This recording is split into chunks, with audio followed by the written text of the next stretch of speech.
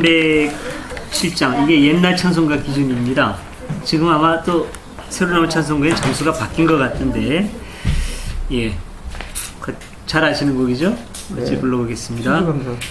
공중 나는 새를 보라, 농사하지 않으며 곡식모아 곡간 안에 들인 것이 없어도 세상 주관하는 주님 새를 먹여주시니 너희 먹을 것을 위해 근심할 건 무엇냐. 들의 백합화를 보라, 길상 수고 안 해도 솔로몬의 입은 옷도 입고만 못하였네. 아궁 속에 던질 불도 귀비시거든. 사랑하는 자녀들을 입히시지 않으랴. 너희들은 세상에서 무엇 먹고 마시며 무슨 옷을 입고 살까 염려하지 말아라.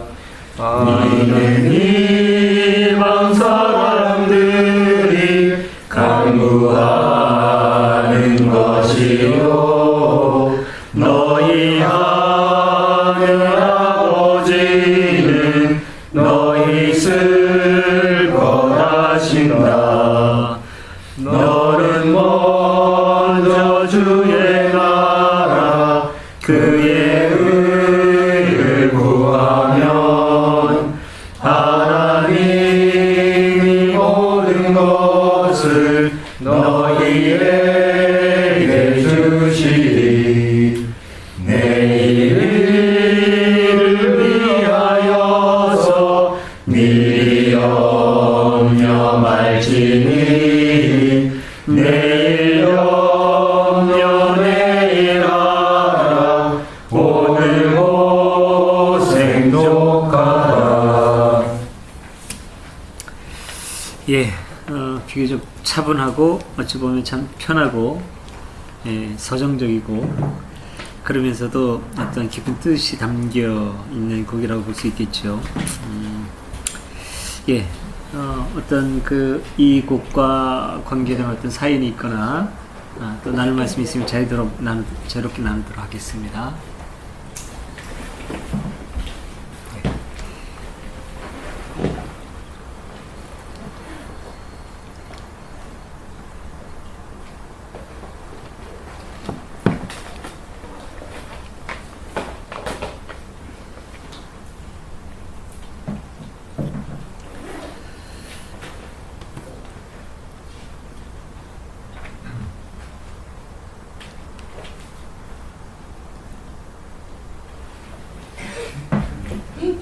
케이크 모임집에서 했으면 전부 다들 치우네.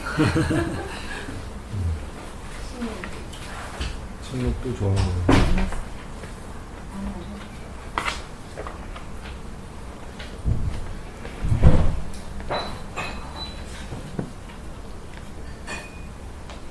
노래 부를 때는 가사에 신경을 못 썼어요. 잘 따라 부르려고. 가사 다시 한번 읽어봐.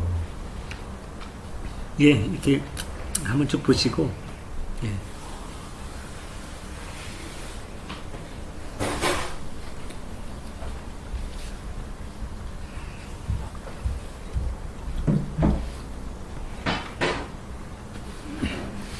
전에도 한번 불렀던 찬송이죠, 아마? 이제는 이제 새롭게 처음 부르는 찬송이 별로 없는 것 같아요. 예, 이제 우리가 지금 몇 번째죠? 64회 이렇게 되니까 이제 겹치는 찬송들이 많이 있게 될 텐데, 근데 뭐 다 잊어버리고 저도 언제 했는지 뭐 기억도 없고 그러니까 또 새로운 마음으로 해보죠. 이거는 헌금 시간에 많이 하는 찬송이에요. 그랬나요? 네, 걱정하지 말고 바쳐라. 그러니까 생계 문제에 세상에 얽매 있는 성도들의 나태한 신앙 추수감사절에 많이 부르죠. 예. 또 뭐 헌금 때 많이 부를 수도 있겠고. 이 옛날 교회 찬송가에도 따라서. 나와 있나요? 이 네. 노래가? 네. 예. 그거 많이 부르는 거예요. 한 20년, 30년 전. 감사 2, 30년 전에는 모르겠네요. 예. 못 들어보는 찬송 같아요. 왕 대표님은 2, 30년 전에 다니시다가 그렇죠. 한 20년 공백 갖고 계시다가 제가 여기 한번 이제 30년 전에 30년 전에 있었어요. 있었어요? 그때도 있었나요? 제가 다녔을 때는 많이 불렀어요. 감사 주간 그다음에 헌금 주간. 감사주일은 안 부르고 헌금할 때 매일 많이 바쳐라. 교회 따라서 걱정하지 마라. 아니 다 목사님 채워집니다. 목사님이 선정을 하잖아요. 선정. 네, 그렇죠. 예. 그런 성향도 있을 거예요. 예, 목사님들 성향에 따라서 예. 제가 다니는 교회는 그랬어요. 저도 그 감사절 때 많이 이 찬송 선택을 했죠. 네.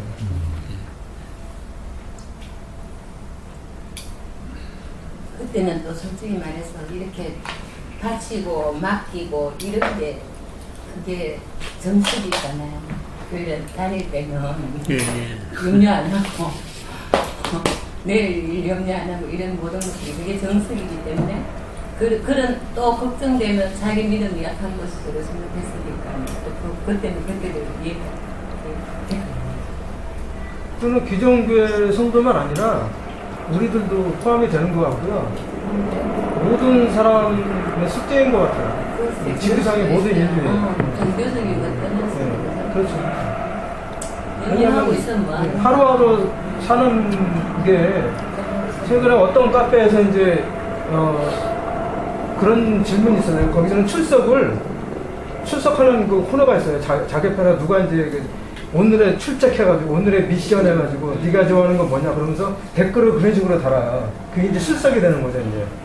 근데 거기서 너는 어떻게 해서 사냐 이제. 그래서 저 같은 경우는 이제 뭐 생존 본능? 근데 그건 이제 전제가 있는데 신이 또는 도 어떤 법이 준 생존 본능 이렇게 저는 했거든요. 근데 그런 게 참 지역을 시대를 종교를 불문하고 모든 이야기가 닥치는 문제인 것 같아요. 2000년대 예수 시대 때도 이렇게 하루하루 미래 이런 거. 에카르도 톨레가 지금 8월 말 책에도 그렇게 나오잖아요. 지금 이 순간을 살아. 네. 예. 그래서 시타르타 지금 보고 있는데 시타르타는 또 배탈 아니 그게 아니라 먹을 거 없어도 그냥 뭐 그러면 단식한다 이런 식의 어떤 해탈 뭐 그런 것들을 보면서 보통 사람은 힘든 것 같아요. 예, 인간에게 왜냐면 본인이 혼자 살면 또 모르겠는데 본인이 혼자 살아도 문제가 되는데 가족들끼리 또 살게 되면은 또 친척들도 있기 때문에 또 남의 시선이라는 게 또 있잖아요. 예. 그런 게 있기 때문에 그렇게 처해놔서 산다는 게 쉽지 않다는 거죠. 비난의 시선도. 예. 어찌 보면은, 그러니까 이 곡이 이제 긍정적으로 수용하는 측면에서 보면은 참 편하고 뭐라 그럴까요? 거시적인 관점에서는 충분히 동의할 수 있으리라고 봅니다. 예. 아닌 게 아니라 뭐 공중 나는 새, 농사도 하지 않고 그런데도 다 이제 먹고 살거든요. 다. 그렇죠. 예, 그래요. 뭐 주어진 거 다 있죠. 사람이 살 수 있는 조건도 다 있고 햇볕도 있고 뭐 공기도 있고 물도 다 있는데 거시적인 측면에서는 그런데 또 미시적인 측면에서 봤을 때 정말 이러냐 좀 분석해 놓고 들어가면 상당히 많은 이의도 제기할 수 있다고 봅니다. 예. 새들도 사실 뭐 여러 가지 조건이 안 따라주면 죽는 경우도 많고 못 먹어서 죽는 경우도 많고 폭설이 내려가지고 으시차게 돌아다니다가 죽는 경우도 있거든요. 짐승들도 먹는 것 때문에 죽는 경우 있고 사람들 뭐 굶어 죽는 경우도 있는데 그럼에도 불구하고 이것만 그냥 이렇게 받아들일 거냐 하는 그런 점에서 좀 생각해 볼 점은 있는 것 같아요. 그러니까 여기에서 이분들이 갖고 있는 신앙은 어떤 그런 거시적인 측면에서의 수용, 이쪽 측면은 좋은데 우리가 얘기한 그쪽 부분 지난주하고도 이렇게 결부지어서 보면 이제 그렇게 볼 수가 있겠죠. 우리가 구하면 주실 것이다라는 믿음 참 좋은데 구했으니까 하나님 주실 것이다. 가만히 있자. 이거냐? 이거는 분명히 아닌 것 같고 다음에 이제 또 이제 나오는 문장이 있지 않습니까? 찾아라. 찾는 과정이 있어야 되는데 우리는 그 찾지 않으려고 했을 때 과연 구한다고 해서 그걸로 족한 거냐? 구하는 단계, 찾는 단계, 문을 두드리는 단계, 어떤 우리의 그런 역할 이런 거를 이제 좀 생각해 볼 필요가 있을 것 같고요. 여기 또 이제 염려하지 말라라는 말씀도 있지만 염려하지 말라라고 하는 내일 염려는 내일 족하다 오늘 뭐 그러면 이게 도무지 미래에 대해서 계획하지 말라는 거냐? 만약에 그런 방식이라면 좀 곤란하죠 이거는. 여기서 염려하지 말라는 게 준비하지 말라는 뜻하고는 다르다고 봅니다. 저는 준비하지 말라는 게 아니라 준비하고 계획하는 그쪽 측면에 대한 어떤 그 반대 논리가 아니고 뭐랄까 준비하고 대비할 수는 있으나 뭐랄까 그저 염려 자체에 매여 있지는 말라고 하는 그런 뜻이라고 봅니다. 그러니까 어떻게 읽느냐 어떻게 받아들이느냐는 참 중요한 것 같아요. 여기에서 우리에게 말해주고자 하는 어떤 거시적인 틀에서의 믿음, 수용 그건 참 중요한데 그렇다고 해서 우리 어떤 뭐 역할이라든가 이런 걸 소홀히 하면 안 될 것 같고 그러니까 아예 그냥 모르겠다 바뀐다 이렇게 되면은 굳이 뭐 나눔이니 이런 것도 생각할 필요 없죠. 뭐 하나님 알아서 다 해주시면. 근데 그거는 아닌 것 같고요. 내려놓은 것 같아요. 내려놓는. 집착을 내려놓는 그런 게. 네, 예. 소위하되 그 108배 할 때 보면은 김영경 씨가 만든 거 네. 소위하되 내려놓는 거 그런 구절이 있더라고요. 내 것이 아니라고 생각하고 그게 참 경계선이라고 해야 돼요. 소유하더라도 네. 집착하지 않고. 얼마 전에 TV를 봤는데요. 뇌 신비 들어가지고 사람들이 기억에 대한 거예요. 이제 그 검사를 하는데 사람의 기억에 대한 어떤 이제 뇌 반응과 사람들이 미래를 상상하고 계획하는 뇌의 반응이 똑같이 반응을 하는데요. 그런데 학자들이 얘기를 하는 게 미래를 계획하는 거는 과거와 연관이 있다는 거예요. 항상 과거의 기억 세포하고 그게 조합이 되어서 미래를 우리가 생각을 하고 계획을 하는 능력이 있는 건데 어떤 그 사람이 그냥 기능이 떨어지는 게 아니라 기억을 못하는 기억장애가 있는 사람이 있대요. 어렸을 때 선천적으로. 그 사람이 항상 메모를 하고 다니는 거예요. 그래서 잊어버려가지고. 근데 그 사람의 가장 장점은 뭐냐면은 걱정이 없대요.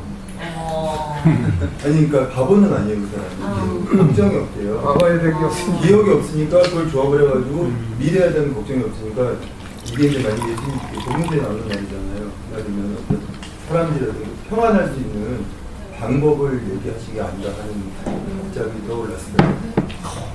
같은 사람은 나도 다른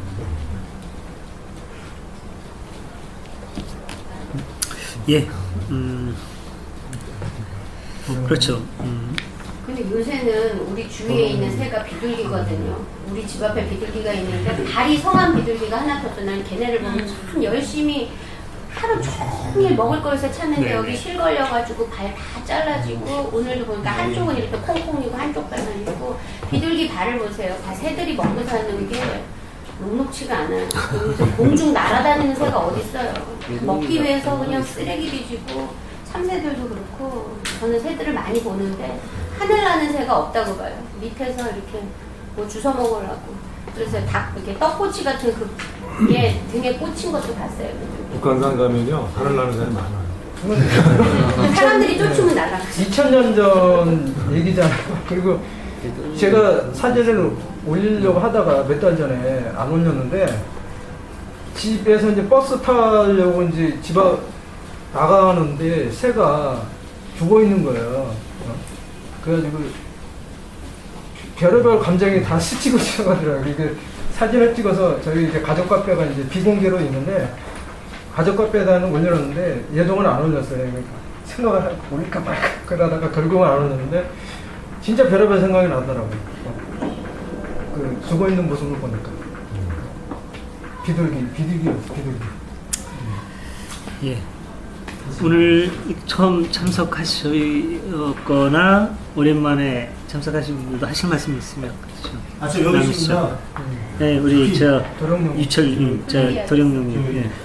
이종리 선생님께서 안부 좀 전해달랍니다. 이종민, 네, 친구께서요. 네, 여기 뵙고 왔거든요. 그래요? 네. 세길교회 갔다 오신 거예요? 네. 저기 유상 아니 흰색? 김희정 선생님 마사지 해주고 너무 시원하다고 매주 나오라고 하시면 사정하더라고요. 네, 그래요? 글쎄요, 나갈지 모르겠는데 아무튼 네. 매주 한 네. 4주만 계속 나가기로 했어요. 이 마사지 때문에. 예. 너무 막 감정과 생각에 빠지셔갖고 거의 뭐 상대가 네. 상대 너무 오랜만에 와서 이제 안부 인사 전하신 건데 이제 인사하는 시간은 있다가 있으니까 일단은 요 얘기, 예, 여기 나눔에 대해서 예 하실 말씀 있으실까요? 그러세요? 예, 넘어갈까요, 그러면? 예, 우리 주님 가르쳐 주신 기도 같이 드리겠습니다. 하늘에 계신 우리 아버지, 아버지의 이름을 거룩하게 하시며, 아버지의 나라가 오게 하시며, 아버지의 뜻이 하늘에서와 같이 땅에서도 이루어지게 하소서. 오늘 우리에게 일용할 양식을 주시고, 우리가 우리에게 잘못한 사람을 용서하오니, 우리 죄를 용서하여 주시고, 우리를 시험에 빠지지 않게 하시고, 악에서 구하소서. 나라와 권능과 영광이 영원히 아버지의 것입니다.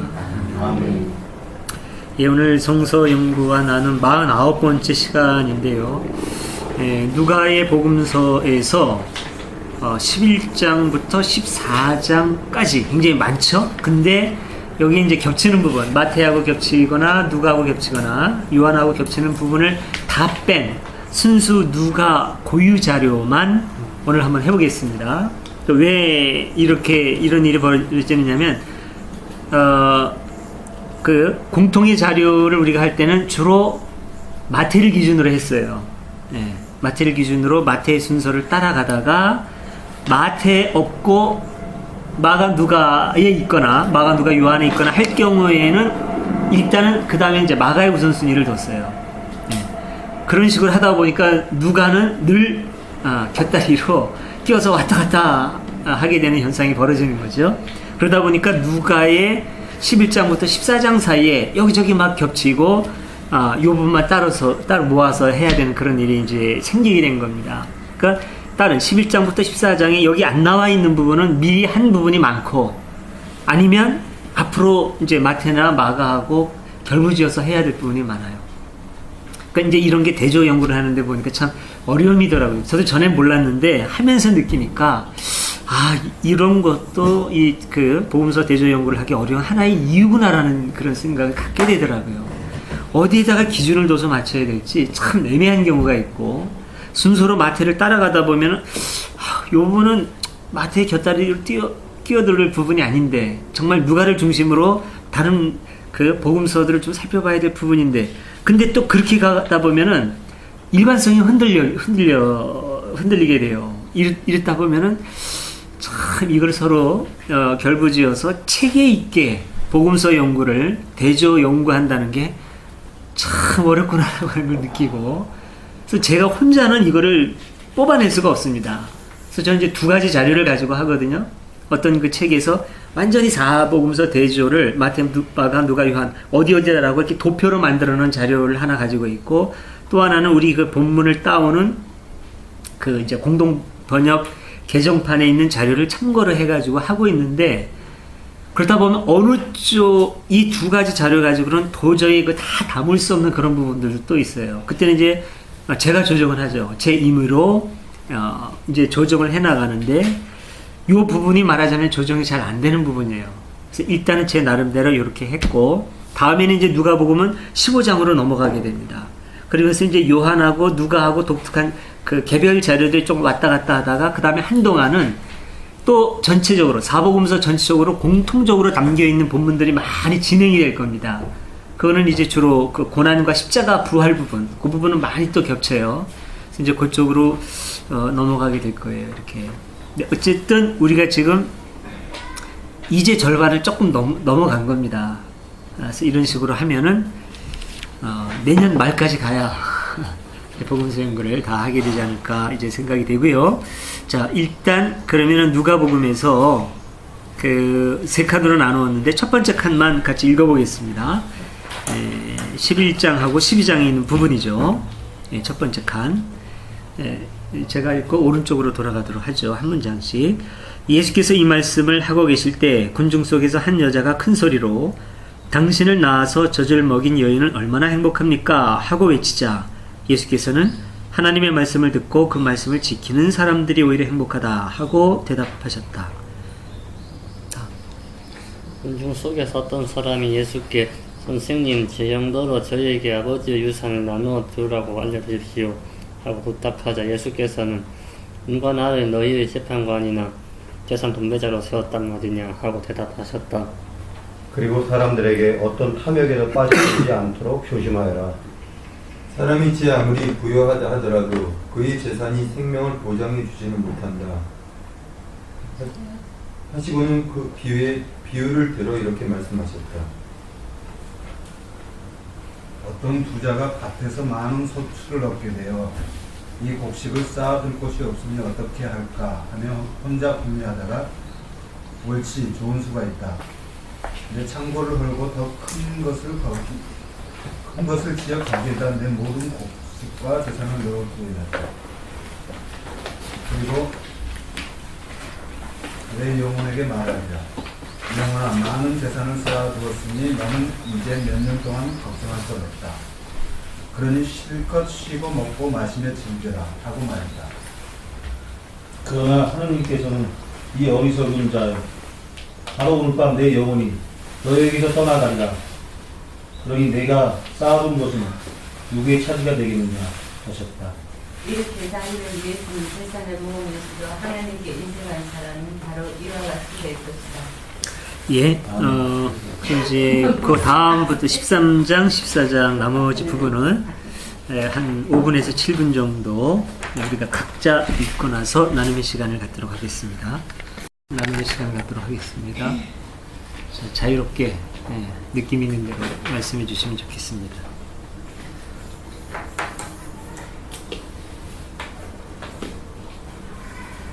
여기는 일관성이 없는 거잖아요. 네, 일관성이 없지요. 그러니까 여기 쭉 기록된 게 일관성이 없이 뚝뚝 떨어진 것들이 많습니다. 그러니까 이제 여기서 일관성을 찾을 필요가 없겠습니다. 부분을. 네. 괜히 살았네. 일관성이라고 하면 누가 고유자료 이게 일관성이네. 예. 뭐 이어진다면은 13장에서 가운데 13장에서 첫 번째, 두 번째, 세 번째까지는 이제 이어지는 부분이고요. 14장도 이어지는 부분이기는 하죠. 예. 안식일에 병 고친 거랑 수종병자 고친 거랑 약간 비슷한 내용 같아요. 예. 네, 안식일 논쟁이라는 점에서 네. 결국은 이게 안식일 이게 그 안식일이 사람을 위해서 있는 거다. 네. 지난번에도 제가 말씀드렸지만 예. 안식일이 사람을 위해서 있는 거다고 얘기하면 저희 기독교에 빠지신 분들은 성경을 읽으면서도 그 부분을 놓쳐가지고 네. 진짜냐고 되물어 오는 경우가 다반사고 성경 본문을 이렇게 이제 확인하고 나서는 이거는 아닐 거고 이런 식으로 오히려 또 그렇게 생각하는 사람들이 많은 것 같더라고요. 네. 그 당시 2000년대에도 이게 교리, 율법에 얽매여가지고 사람을 억압하는 게 너무 많아서 그 부분이 그때도 컸지만 지금도 마찬가지인 것 같아요. 이게 안식일에 대한 그 개념이 안식일에 대한 개념이 그거죠. 안식일을 기억하여 거룩히 지키려 하는 게 그 당시나 지금이나 그 회당에 가거나 지금 같은 교회 가서 예배 드리는 것을 거룩히 지키는 것으로 본다는 거죠. 그런데 이제 예수는 실제 사례를 통해서 안식일을 거룩하게 지킨다는 것은 이런 것이다라고 이야기를 해주잖아요. 근데 그게 이제 되려 이제 어떤 그 뭐라 그러죠? 시비거리가 되는 거죠. 그리고 근데 우리 교회 다니는 분들도 그 성경을 똑같이 읽거든요. 그 부분을 읽고 있는데도 그러면 이제 목사님이 예배를 드려야 된다. 주일 예배를 어기면 안 된다라고 가르치는데 예수님은 보니까 바리새인들이 예수한테 저 인간은 안식일을 안 지키는 인간이다. 그래서 저건 이단이다. 이렇게 지적하는 부분에 글이 분명히 나오는데도 그 비교를 하지 않는다는 거예요. 그렇게 그럼 지금 그런 상황이라는 거죠. 그리고 그 당시나 지금이나 안식일을 거룩하게 지키는 건 예배 드리는 거. 삶이 아니라 예배 드리는 것이다. 근데 현실적으로요, 아주 무슨 교회 열심히 다니는 사람들 솔직히 지금은 이렇게 생각하지는 않는데, 이제 다만 이제 보는 공식적인 입장에서는 그렇게 하지만 실제로는 안 그렇다고 봐요. 만약에 자기 자식이 눈물에 빠졌거나 이랬을 때는 그거를 영화로 만드는 게 파괴된 사나이예요. 네. 목사가 막 이렇게 하다가 자기 자식이 유괴되니까.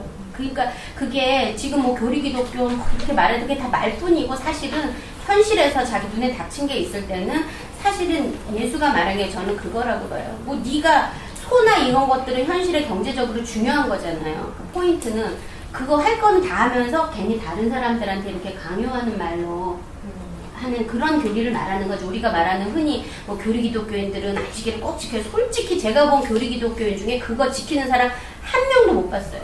예.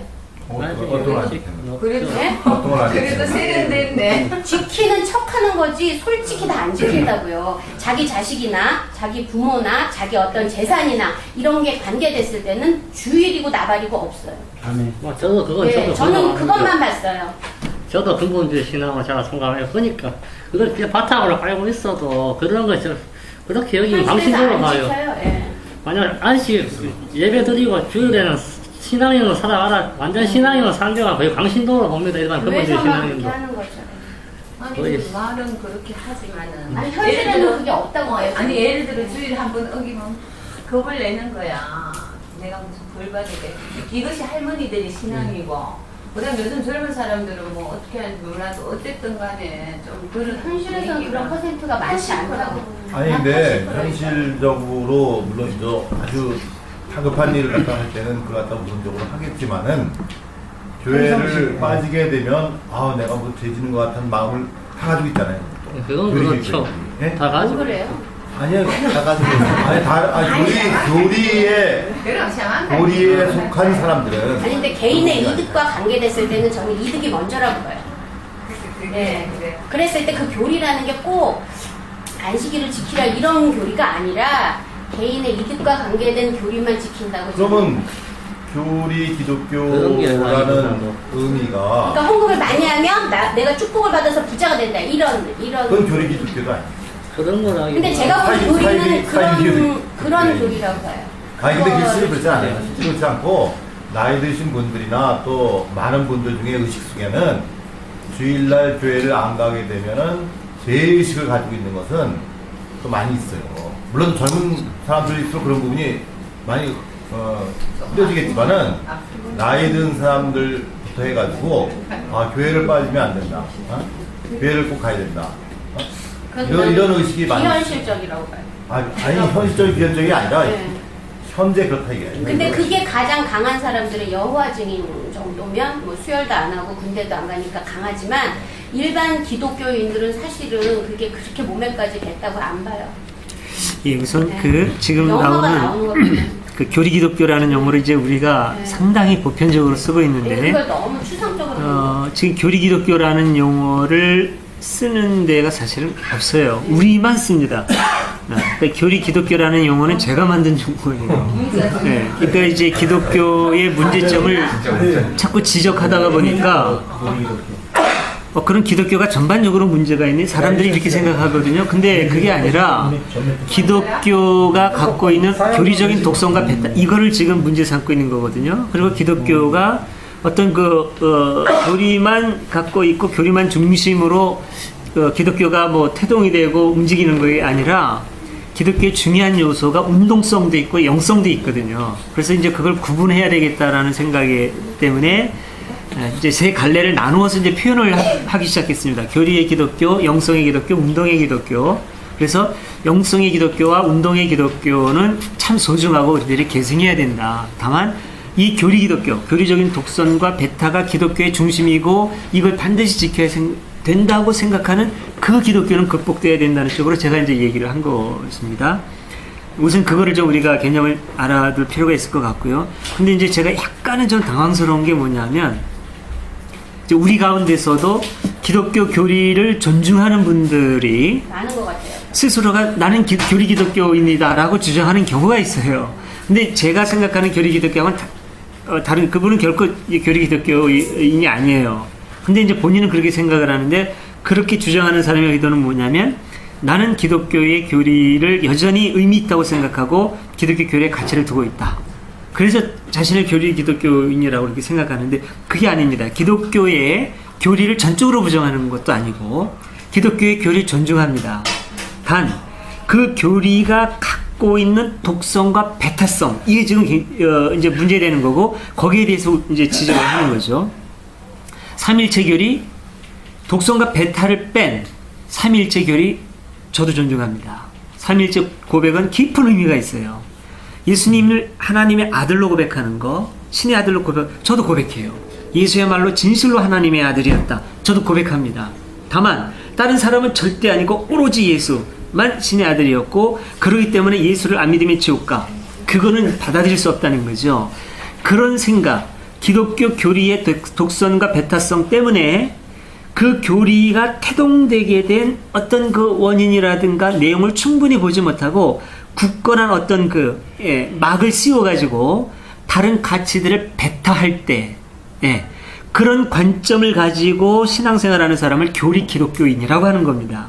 그런 기독교의 성향이 교리 기독교고, 그러니까 교리 기독교를 비판한다고 해서 지금 우리가 기독교의 모든 교리를 거부하는 것이 아니에요. 저는 오히려 그렇게 생각을 해요. 저야말로 예수 그리스도의 십자가가 저를 구원했다고 믿고, 예수의 그 부활의 삶을 살고 싶고, 그러나 기독교가 교리적으로 말하는 그 십자가와는 명백하게 다른 거죠. 자, 이런 걸 우리가 좀 구분할 필요가 있다고 봅니다. 그러니까 지금 안식일에 대해서도 그래요. 조금 아까 나왔는데 안식일을 기억하여 거룩하게 지켜라. 십계명의 말씀이기는 하죠. 근데 우리는 곧바로 무슨 생각을 하느냐면 안식일을 지키는 것은 곧 교회에 출석하는 것 이렇게 일치를 시킨단 말이죠. 쉽게. 뿐만 아니라 교회에 출석하는 것도 그저 가서 예배 한번 참석하고 나오는 건 아니고 주일 성수, 한국교회에서 오랫동안 세뇌된 아침부터 가서 뭐 주일학교 교사도 하고 충분히 뭐 봉사하고 그래 저녁 예배까지 다 참석해서 피곤해 지쳐 가지고 오더라도 와 나는 주일을 거룩하게 지켰네 라는 어떤 마음의 위안을 얻죠. 그 다음에 이제 월요일 날은 가서 이제 꾸벅꾸벅 저는 거죠. 이 정도 돼야 주일을 성수했고 제대로 지킨 것으로 생각을 우리는 많이 해요. 근데 이렇게 되면 정신으로 따지면 안식일의 정신을 정면으로 어기는 게 된다고 저는 생각을 합니다. 왜냐하면 안식일을 지키라라고 했을 때 핵심 개념은 쉬라는 거거든요. 안식이라는 말 자체가 뭡니까? 쉬라는 거거든요. 너희는 기계가 아니고 생명체이기 때문에 그냥 일만 계속하면 너희는 죽을 수밖에 없어. 쉬어. 너도 쉬고 그 다음에 너와 함께 살고 있는 주변 사람들 생명체 다 쉬게. 심지어는 땅까지도 쉬어야 돼. 그래서 6년 동안 경작한다면 7년 쉬게 하고 이거 굉장히 합리적이죠. 이렇게 따지면 이렇게 되면 이 안식을 말한 이 성서의 정신이요 현대 문명이 지금 주목을 해야 됩니다. 그 다음에 이 안식이 읽어가면 계속하면 어떻게 됩니까? 77이 49잖아요. 49년 지난 다음에 50년째 되는 해는 뭔가요? 희년이거든요. 이때는 원래 막 땅을 팔고 하다가도 원래 주인한테로 돌려주라고 돼 있어요. 이거 처음에 그 지파 정하고 하면서 이 희년 개념 이런 것도 현대 자본주의 사회가 이거 받아들이면은 자본주의 사회에 굉장히 많은 문제점들이 해결이 됩니다. 그래서 여기에 주목하는 그 보수적인 사회운동 단체가 성토모예요. 우리 전에 누구지? 이 얘기는 하면 안 되겠네. 네. 아무튼, 안 하시죠. 아무튼 그런 분이 있고, 이 성토 뭐든지 그런 것이 있죠. 그러니까 성서의 정신으로 가다 보면은 현대사회에도 많은 그 어떤 그 깨우침을 줄 수 있는 기가 막힌 자료들, 사회 제도, 이런 것들이 담겨 있습니다. 추수를 할 때, 뭐라 그러죠? 이렇게 흘린 것들을 줍지 말아라. 그런 거는 새라든지 나그네를 위해서 남겨둬라. 이런 거. 이거 기가 막힌 사회복지제도죠. 이런 것들. 그러니까 이런 게 이제 성경에 많이 있죠. 그러니까 안식일, 쉬는 거예요. 근데 쉬지 못하고 주일날 교회에 와가지고 일을 했다. 그건 일이 아니고 뭐라고 변명하더라도 거기에서 그냥 피곤해 저를 정도로 계속해서 뭐하고, 봉사라는 이름이지만 뭐하고 막 그래서 지쳐가지고 월요일날 직장에 가서 제대로 내가 월급은 받고 있는데 일을 못했다. 이거 패기치는 거죠. 이거는 분명히 패기치는 거고, 이거는 올바른 방법이 아니죠. 나쁘게 말하면은 뭐라 그럴까? 그걸 뭐라고 얘기해야 되나? 일 안 하고 돈 받는 걸 뭐라고 그러죠? 불로소. 하여튼 이렇게 적용될 수도 있는 거죠. 그 사회인의 입장에서 보면은 굉장히 고약한 거예요. 교회 열심히 한다 그래가지고 내가 월급 주는데 와서 일하는 사람 꾸벅꾸벅 절고 있다. 이거 어떻게 이해합니까? 상식인의 입장에서 봤을 때. 이거 굉장히 그 주변의 사회인들한테도 결례되는 일이고. 그러니까 일요일날 쉬고 충분히 쉬어서 이제 엿새 동안 일하는데 지장 없도록 해야 되죠. 근데 그러면 교회도 나가지 않고 그냥 쉬냐? 저도 그것까지 동의하고 싶지는 않아요. 왜냐하면 어린아이가 쉬는데, 갓난 어린아이가 쉬는데 그냥 눕혀놓는다고 해서 쉬는 건 아니거든요. 이 갓난아이는 엄마가 안아서 젖도 먹이고 그러면서 엄마와의 교류가 있고, 이래야 이게 진짜 쉬는 거, 전인격적으로 쉬는 거거든요. 몸만 쉰다고 해서 쉬는 게 아니고, 인간도 마찬가지고 우리에게 생명을 주신 하나님과 예배를 통해서 교류하고, 예배의 형식은 다르다고 할지라도 우리처럼 이렇게 하든 가톨릭적으로 하든 개신교처럼 하든 아니면은 이제 무슬림들이 자기 방식으로 하든 아니면은 이제 불자님들이 자기 방식으로 하든 꼭 일요일 필요도 없고요. 우리는 편의상 주일이라고 말하지만 그들의 방식으로 어쨌든 간에 그런 우리에게 생명을 준 궁극자와의 만남을 통해서 그 기운이 서로 교류하고, 그러면서 어떤 그 인간성이 충만해지고 삶이 충만해지고, 그러면 안식일의 정신이 지켜지는 거죠. 이게. 그러니까 중요한 건 쉼이죠. 쉼. 그리고 우리의 어떤 그 영혼의 쉼이라고 그럴까요? 그런 걸 위해서 예배를 드리는 건데, 그것 때문에 종일 내가 지친다. 그건 곤란하죠. 무교회 주의자들 있잖아요. 네. 유용모 선생 같은 사람은 그 사람도 교회를 안 나가고 일요일날 그렇게 했습니까? 궁금해서 한번 여쭤보는. 그러니까 저도 자세히는 모르지만 무교회주의의 이제 핵심은 이제 그겁니다. 모든 조직으로서의 교회를 인정하지 않는 거죠. 그러니까 이제 거부하거나 그건 아니고 우리는 거기에 매이지 않겠다는 거죠. 교회라는 어떤 건물도 인정. 네, 그런데 매이지 않겠다는 거죠. 그러니까 부정하는 건 아니고, 그러니까 자유롭게 하겠다고 하는 건데. 일요일날 어떻게 해야 돼, 그분들은? 그 자세한 저도 모르겠어요. 일요일날 모이는지 언제 모이는지 그건 잘 모르겠어요. 근데 이제 무교에 나오면 제가 꼭 하고 싶은 얘기가 있습니다. 그거는 그러니까 아무것도 안 보여도 그렇게 할 수 있는 사람들은 엘리트들이에요. 저는 무교회주의를 일을 완전히 할 수 있는 사람은 많지 않다고 봅니다. 불교로 말하면 소승이 진짜 순수한 불교의 그 원형이다. 맞는 얘기인데 눈에 부처님이 보이지 않아도 스스로 부처님의 뜻을 따르고 해탈할 수 있는 사람은 엘리트예요. 시골 할머니 부처님 상 없으면 머리로 그리면서 부처님의 뜻을 자기의 삶으로 이룰 수 있는 사람 드뭅니다. 방편이 필요한 거죠. 그게 대승이거든요. 기독교도. 그러니까 전에는 저도 이제 소승 쪽으로 많이 기울어졌는데 요즘은 그런 점에서 저도 소승보다 오히려 대승 쪽으로 다시 와 있어요. 그리고 이제 기독교에도 이제 그런 영역은 필요하다는 거죠. 이런 어떤 가시적인 모임이라든가 어떤 안내라든가 이런 거. 그러니까 그런 점에서의 어떤 주의, 이런 게 필요하다는 거죠.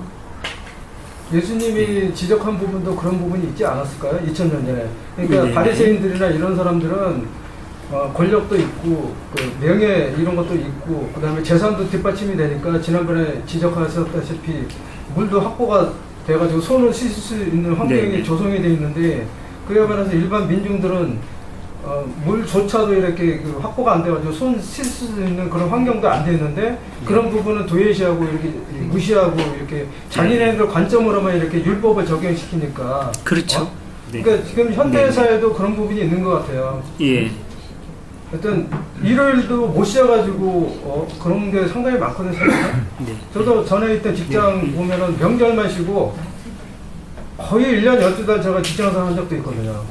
명절 딱 하루 그것도 오전에 출근하고 제사만 지나고 출근해가지고 이런 게 되면 거기 있는 사람들은 진짜 그 정신적으로 보통 그 고통이 아니거든요. 사실은. 어떤 가족들이랑 가고 싶어도 못 가고 지금도 그런 게 있어요. 사람들이. 우리나라 예, 맞습니다. 한국 예. 최장 시간이 근데 현실적으로 나는 전에 이런 걸 배웠는데 안식이라는 의미가 예를 들면 율법을 갖다 지킨다는 관점에서 안식이지 이런 안식이라는 의미가 있는 것인가. 예를 들면 그런 쉰다는 의미에서 의미는 있는데 지킨다는 의미, 그러니까 예를 들면 율법적인 어떤 모여가지고 예배를 드리고 하는 그런 의미는 예수님은 그걸 주장하지 않았다. 네, 그렇죠. 네, 그렇죠. 예, 바로 그 얘기죠. 네. 우리는 그냥 이런 모임을 갖는 이유는 사실 어떻게 보면 현실적인 일요일밖에 모일 수 없으니까 또 모여야 또 듣고서 배우고 친목도 할 수 있고 배우고 또 깨달을 수 있지 않느냐 이런 현실적인 문제지 안식일 율법적인 사항으로 지키기 위한 안식일은 아니다. 뭐 이런 그렇게 돼야죠. 그렇게 돼야 되는데 거기에 말하자면 뭐라 그럴까 어떤 그 조직의 논리가 들어가는 거죠. 조직의 논리가. 그러니까 그렇게 해서 안식일 날 두루두루 쉬면은 좋은 거죠. 그게 사실은 안식일의 정신이고 그렇게 해서 직장으로부터 놓여가지고 뭐 떠들고 놀기도 하고 그 다음에 우리가 이제 하나님과의 어떤 그 만남의 시간이라 그럴까 그런 것도 갖고 그래야 쉬는 게 되는데 조직의 논리가 들어간다는 건 뭔가요? 조직이라고 하는 건 전에 제가 말씀드린 것처럼 조직은 생명체하고 비슷해요. 스스로 살고자 하는 욕구를 갖게 됩니다. 어느 시점부터 조직이 어느 정도 단계에 들어가면 그래서 구성원들을 옥죄요. 자기 이익을 위해서. 그리고 그 조직과 밀접한 상생관계에 있는 구성원의 특별한 사람들은 계속 조직과 더불어 그런 일을 합니다. 그리고 이게 이제는 분리가 되지 않아요. 도중에 깨닫고선 이 구성원이 이러면 안 되겠네. 조직의 논리를 벗어나서 가르치려고 해요. 조직이 그걸 용납을 안 해요. 조직이. 그래서 조직하고 같이 이제 얽혀 들어가게 되는 거죠. 그래서 어떤 일을 하려고 조직을 이용하는 사람도 조직의 매입니다. 이게 교회 탄생도 보면 그래요. 콘스탄티누스도 마찬가지라고 저는 봅니다. 로마 제국을 위해서 기독교를 이용했는데 나중에 기독교에 얽어매는 거죠. 로마 제국 자체가 완전히 기독교에 집어먹힌다고도 볼 수 있고 이제 이런 현상이 일어나죠.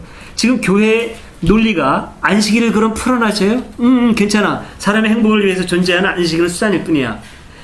심지어는 교회에 나오는 게 정말 당신에게 안식이 안 되면은 나오지 않아도 괜찮아. 전 이렇게 말하고 싶습니다. 그리고 우리는 말할 수 있어요. 아직까지 조직이 그 정도까지 안 갔으니까. 나중에 말 못할 수도 있습니다. 우리도. 근데 지금 교회에서 그렇게 얘기할 수 있느냐 말이죠. 만약에 교회에서 누군가가 사실 조직이라고 하는 건 눈에 보이는 어떤 실체는 아니잖아요. 이거 완전히 헛개비예요. 근데 그 헛개비가 살아서 실제하는 것들을 집어삼키는 겁니다. 이게 그 원효대사의 얘기가 그거거든요. 환호환 탄환사. 원효대사가 한 얘기입니다. 마술사가 헛개비 호랑이를 만들었어요. 마술로. 근데 이 헛개비 호랑이가 헛개비인데 마술사를 집어삼켜요. 이런 게 있습니다. 이게 실제로 종교 조직이 있어요. 아마 원효대사도 그걸 봤을 겁니다. 불교라고 하는 데서도 이런 게 있고. 그러니까 교회라는 거 어디 있어요? 이 건물 말고 교회라는 거 안 보이잖아요. 국가라는 거 어디 있어요? 이거 사실 헛개비죠. 국가라는 것도 냉철하게 보면 이거 헛개비예요. 어디 있는데 가지고 와봐요. 없어요.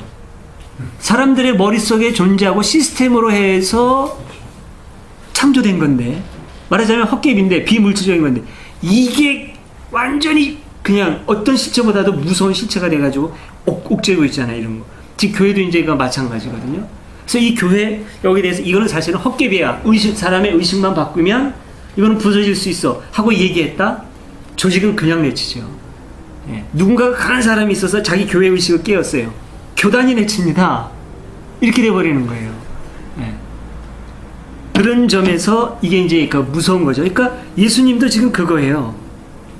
처음에 안식일 되게 보면 그래요. 첫 걸음은 순수한 경우가 많습니다. 첫 걸음은 안식일의 경우도 참 그렇고 처음에는 쥐라는 거거든요. 안식일을 기억하여 거룩하게 지켜라. 그 다음에 나오는 얘기 보면은 상당히 비조직적인 얘기예요. 그래서 너희도 쉬고 뭐 너희 가운데 누구도 쉬고 이거예요. 예. 하루 종일 여호와 앞에 나와서 제사 드리고 경배 드려라 이런 얘기 없어요. 쉬어라지. 근데 그 다음에 조직은 그걸 자꾸 이제 하는 거죠. 나와서 예배도 드리고 헌금도 하고 뭐하고. 그러니까 예수님은 이제 그 껍질을 깨느라고 싸우는 거죠. 근데 그렇다고 해서 껍질을 깨뜨린다고 해서 내용까지도 우리가 다 버린다면 곤란하죠. 예수님도 이렇게 깊이 한번 보셔요. 예수님이 깨뜨리는 게 뭔가 정면 공격하는 게 계속 그 껍질을 공격합니다. 근데 그 원형, 쉼의 원형, 안식일에 그 쉼다라고 하는 그것 자체를 예수님이 부정하는 건 아니에요. 왜 쉬라고 하느냐? 니들이 쉬어야 너희들의 생명이 충만하니까 쉬라는 거 아니냐? 그러니까 안식일에 일을 하는데 내가 사람 해치는 그런 일이 아니라 사람 살리는 일이잖아. 내가 안식일에 일을 해서 사람들 구해주고 이 사람들 더 신나는 삶을 살게 하잖아. 온전한 삶을 살게 하잖아. 이게 뭡니까? 안식일의 정신하고 맞는 거죠. 사람을 살리는 그 일. 그러니까 예수님의 그 이제 하시는 일이 바로 그런 점에 있다고 하는 걸 우리들이 알 필요가 있는 거죠. 자, 중요한 개념입니다. 안식일. 지금 아주 굉장히 중요한 이제 절반 정도 우리가 이제 했다고 보면 되겠네요. 안식일의 개념에 관해서 제가 조금 요새 많이 생각하고 있는 게 20대 초반에 이 얘기를 들었는데 이해를 좀 못했어요. 유태인이 안식일을 지킨 게 아니라 안식일이 유태인을 지켰다는 구절을 제가 이해를 잘 못하다가 그래서 최근에 접하게 된 게 이제 20대 후디즘 사상가의 한 명으로 꼽히는 아브라함 요슈아 헤셀의 그 안식이라는 것을 보면서 한국의 기독교의 개념에서는 언어가 되게 중요하다고 보는데 안식일을 기억하라, 지키라가 되면 지키라가 제1동사가 되잖아요. 근데 영어 원문이나 히브리 원어의 원문을 보면 Remember the Sabbath by keeping it holy 해서 안식일을 기억하라, 지키라는 두 번째고 기억하라가 제1동사를 보는데 그 사바스라는 단어 자체가 사바스가 첫 번째는 멈춰라, 두 번째는 쉬라라는 뜻을 갖고 있다고 얘기를 하는데 제가 거기서 굉장히 좀 친구랑 저랑 지금 사실은 많이 좀 고민을 하고 있어요. 안식일의 영성을 어떻게 살려볼 것인가. 그래서 하나님께서 천지창조를 쭉 하셔서 마지막 날 창조하신 게 안식의 날이고 인간의 여섯째 날 창조가 돼서 제일 먼저 시작된 게 안식으로 시작을. 그러니까 창조를 시작한 게 아니라 인간으로서는 안식을 먼저 시작한다는 거. 그리고 과학적 근거로도 인간의 생체 주기가 25시간을 달려가기 때문에 일주일 6일을 일을 하면 만 24시간 동안에 완전한 휴지가 필요하게 해야지 우리 리듬 자체, 생명력 자체가 이제 생성이 되고 전 문화권에서 전부 다 살아남은 오직 하나의 주기는 일주일이라는 주기가 남았다라는 그런 문헌들을 보면서 저희 사실 한국 사회의 문화적 특징도 많은 것 같아요. 우리가 그동안 생산 요소 투입을 위해서 월화수목 금금금 이렇게 살았잖아요. 근데 지금은 시대가 바뀌어서 아이폰 하나가 나오면 창조력에 의해서 그러니까 예를 들어서 맥도날드의 초짜하고 이 프로페셔널하고 3배 차이가 나고 간호사 초짜하고 수간호사하고 7배 차이가 나는데 MS 마이크로소프트사의 초짜 프로그램하고 그 마스터 프로그램하고 1200배 차이가 난다고 얘기하거든요.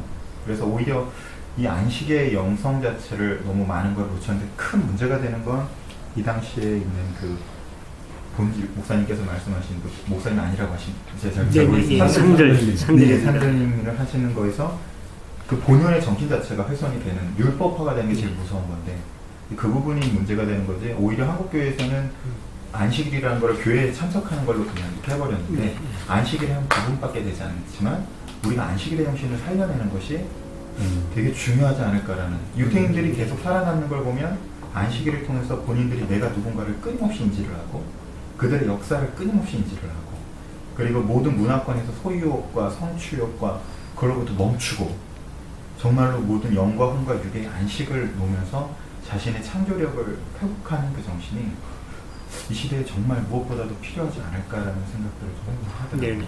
예. 그런 생각들이. 예, 아주 정리를 잘 해주신 것 같습니다. 예, 예, 예, 고맙습니다. 예, 뭐 안식일에 대해서는 이제 충분히 된 것 같습니다. 예. 그 다음에 또 이제 우리가 생각해 볼 여러 본문들이 좀 있는 것 같은데요. 그 전에 지금 수종병이 뭔가요?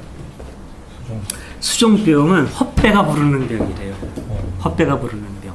예. 간경화인가? 아니 저는 그런 거 모르죠. 신장병으로 신장병이라는 얘기가 있어서요. 네. 신장 숫자가 물숫자더라고요. 종기종이라고. 간. 배가 부르는 거니까 간이. 한자는 물숫자에다가 종기종이에요. 근데 이게 다른 표현으로는 뭐더라? 수종병, 공망염이라고. 공망염이라고 돼 있어요? 물숫자. 네. 예, 아무튼 헛배가 부르는 병이래요. 헛배. 네. 이제 물이 배에 차서. 뭐 배가 차서 그런지 어쩐지 모르겠고. 네. 근데 이제 여기에 있는 그때 당시에 이분들이 표현한 이런 병을 오늘날 우리가 전문의학에서 규정하는 어떤 병이라고 말하기는 좀 어려울 수 있죠. 그때 당시에는 좀 모르니까. 못 먹어서 좀 배가 나오더라고요. 옛날에. 그러면 예, 그럴 수도 있죠. 예, 예. 못 먹으면 배가 애들도 그때 애들도 무슨 강경화 나는데 그때 어렸을 때 보면 막 배가 이만하고 배가 볼록 나오죠. 아프리카 애들 그렇잖아요. 네. 왕병. 둘 중에 하나야. 못 먹었던가 아니면 술 많이 먹었던가. 행복으로 넘어가죠 이제. 예, 예. 부자. 안식일 이제 했으니까. 그래도 여기는 계속 네. 강조하는 게 안식일 날 우물에 빠진 소를 구하는 게 현실이다 이거가 네. 많이 강조되고 예, 예. 여기서는 무슨 안식일의 깊은 그런 의미보다는 현실적으로 네. 그걸 이용하는 그거에 대해서 비판하는 그런 내용. 네. 쉽게 말하면 그거죠. 예. 안식일은 사람을 위해 있다. 네. 사람이 안식일의 주인이다. 그거죠. 오늘 말씀하고 그래도 날 예수님 말씀하고 같은 얘기입니다. 예. 그거죠. 뭐. 그때도 그런 게 지금 오늘날 같은 문제가 네. 있었다는 얘기죠. 예, 그렇죠. 예, 그때도 안식일에 대한 문제. 네네 네. 자연에는 안식일이라는 개념이 없나요? 그러면? 대자연에는? 자연은 없다고 하지 않고 겨울. 생명마다 주기가 다른 것 같아요. 뭐 나무는 예, 겨울을 안식 글쎄요. 안식이 기간으로 본다면 볼 수 있겠네요. 겨울잠이나 곰 이런 식으로 좀 회전하는 거니까 네. 생명마다. 근데 너무 억지로 우리가 우리 걸 거기다 대입시킬 필요는 없고요. 열대림은 계속 야, 잘하고 있고. 그리고 저기요. 현대 그 지금 한국에서의 종교나 기독교 같은 경우에는 일요일날 사람들이 토요일까지 피곤한데 쉬어야 되는데 사실 그렇지만 일요일날 나가서 활동하면서 자기는 거기서 여기 일할 때는 밑바닥이지만 거기서는 위잖아요. 이게 재밌으니까 하는 것도 있는 것 같아요. 그게 저는 90% 이상이라고 봐요. 그거를 하나의 어떤 취미 활동으로서 거기 가서 새로운 사회 조직에서 자기가 감당하는 자리가 있고 조직이 있고 그 조직이 행정적으로 훨씬 더 많이 잘 돌아가잖아요. 그래서 하는 측면도 강하다고 봐요. 그렇다면 오히려 예. 그거는 이제 인정할 수 제가 어렸을 있겠어요. 때부터 본 교회는 예. 좀 그랬거든요, 저희 교회. 예, 그러니까 교회 가면 참 재밌다 난 일요일 날 아주 신이 난다. 자기가 할 그래서 분야가 몸은 조금 내가 피곤할지 몰라도 하여튼 신이 나가지고 오히려 예? 그 안 나가면 내가 더 힘들다. 네. 신나게 그러면 오히려 아줌마들은 이해할 수 그래요. 있겠어요. 근데 이제 문제는 그거를 조직은 이용하려고 한다는 거죠. 그러니까 그렇죠. 조직과 이제 뭐라 그럴까 조직과 깊은 연관이 있는 조직의 사람들. 그렇죠. 예. 그래서 이제 모든 사람에게 그래야 된다. 예. 그게 또 하나의 규정이 되고 아침부터 저녁까지 주일 성사라는 말 자체가 굉장히 고약한 말이죠. 지금. 저 같은 주일 성사라는 경우는 말. 교회를 이제 나왔는데 교회를 이제 빠지게 되면 저는 그렇게 생각해요. 저는 미안하죠, 그냥 거기 목사님이나 이렇게 미안한 마음이 있는데 내가 뭐 신앙적으로 잘못했다 이런 생각 절대 안 하거든요. 근데 저 말고도 다른 친구가 있는데 젊은 친구예요. 20대인데 그 친구가 이제 예를 들어 여자친구인데 뭐 그 전날 뭐 남자친구마다 술을 마셨다던가 뭐 해가지고 이제 그 다음날 주일날 못 갔어요. 그랬을 경우 얘는 그 다음 주에 일어나는 자기에 대한 모든 뭐 안 좋은 일이 생기거나 그러면은 못 가서. 아 내가 교회를 못 가서 벌을 받는구나. 아, 정말로 그렇게 생각을 해요. 말을 자기가 그렇게 하는데 걔한테는 그게 굉장히 심각한 거예요. 일주일 내내 죄책감에 시달리면서 지내는 거예요. 일주일. 그렇게 생각하거나 그렇게 얘기하는 게 문제라.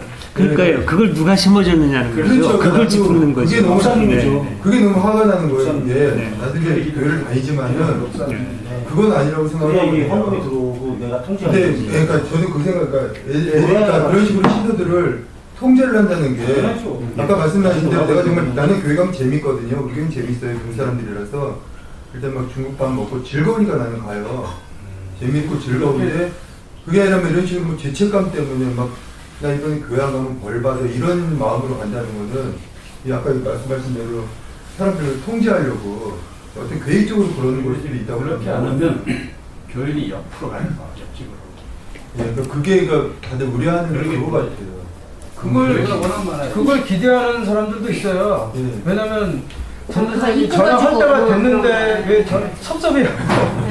신방 왜 안 오지? 좀 잡아주기를 기대하는 네, 약한 그런 심리도 영혼들이 있어요. 많아요. 그거는 종교를 불문하고 다 있는 것. 왜냐하면 본인의 의존성이 강한 사람들일수록 다른 사람이 찾아와 주기를 바라고 그런 게 있기 때문에 그걸 이제 충족시켜주는 그 역할도 하는 거죠.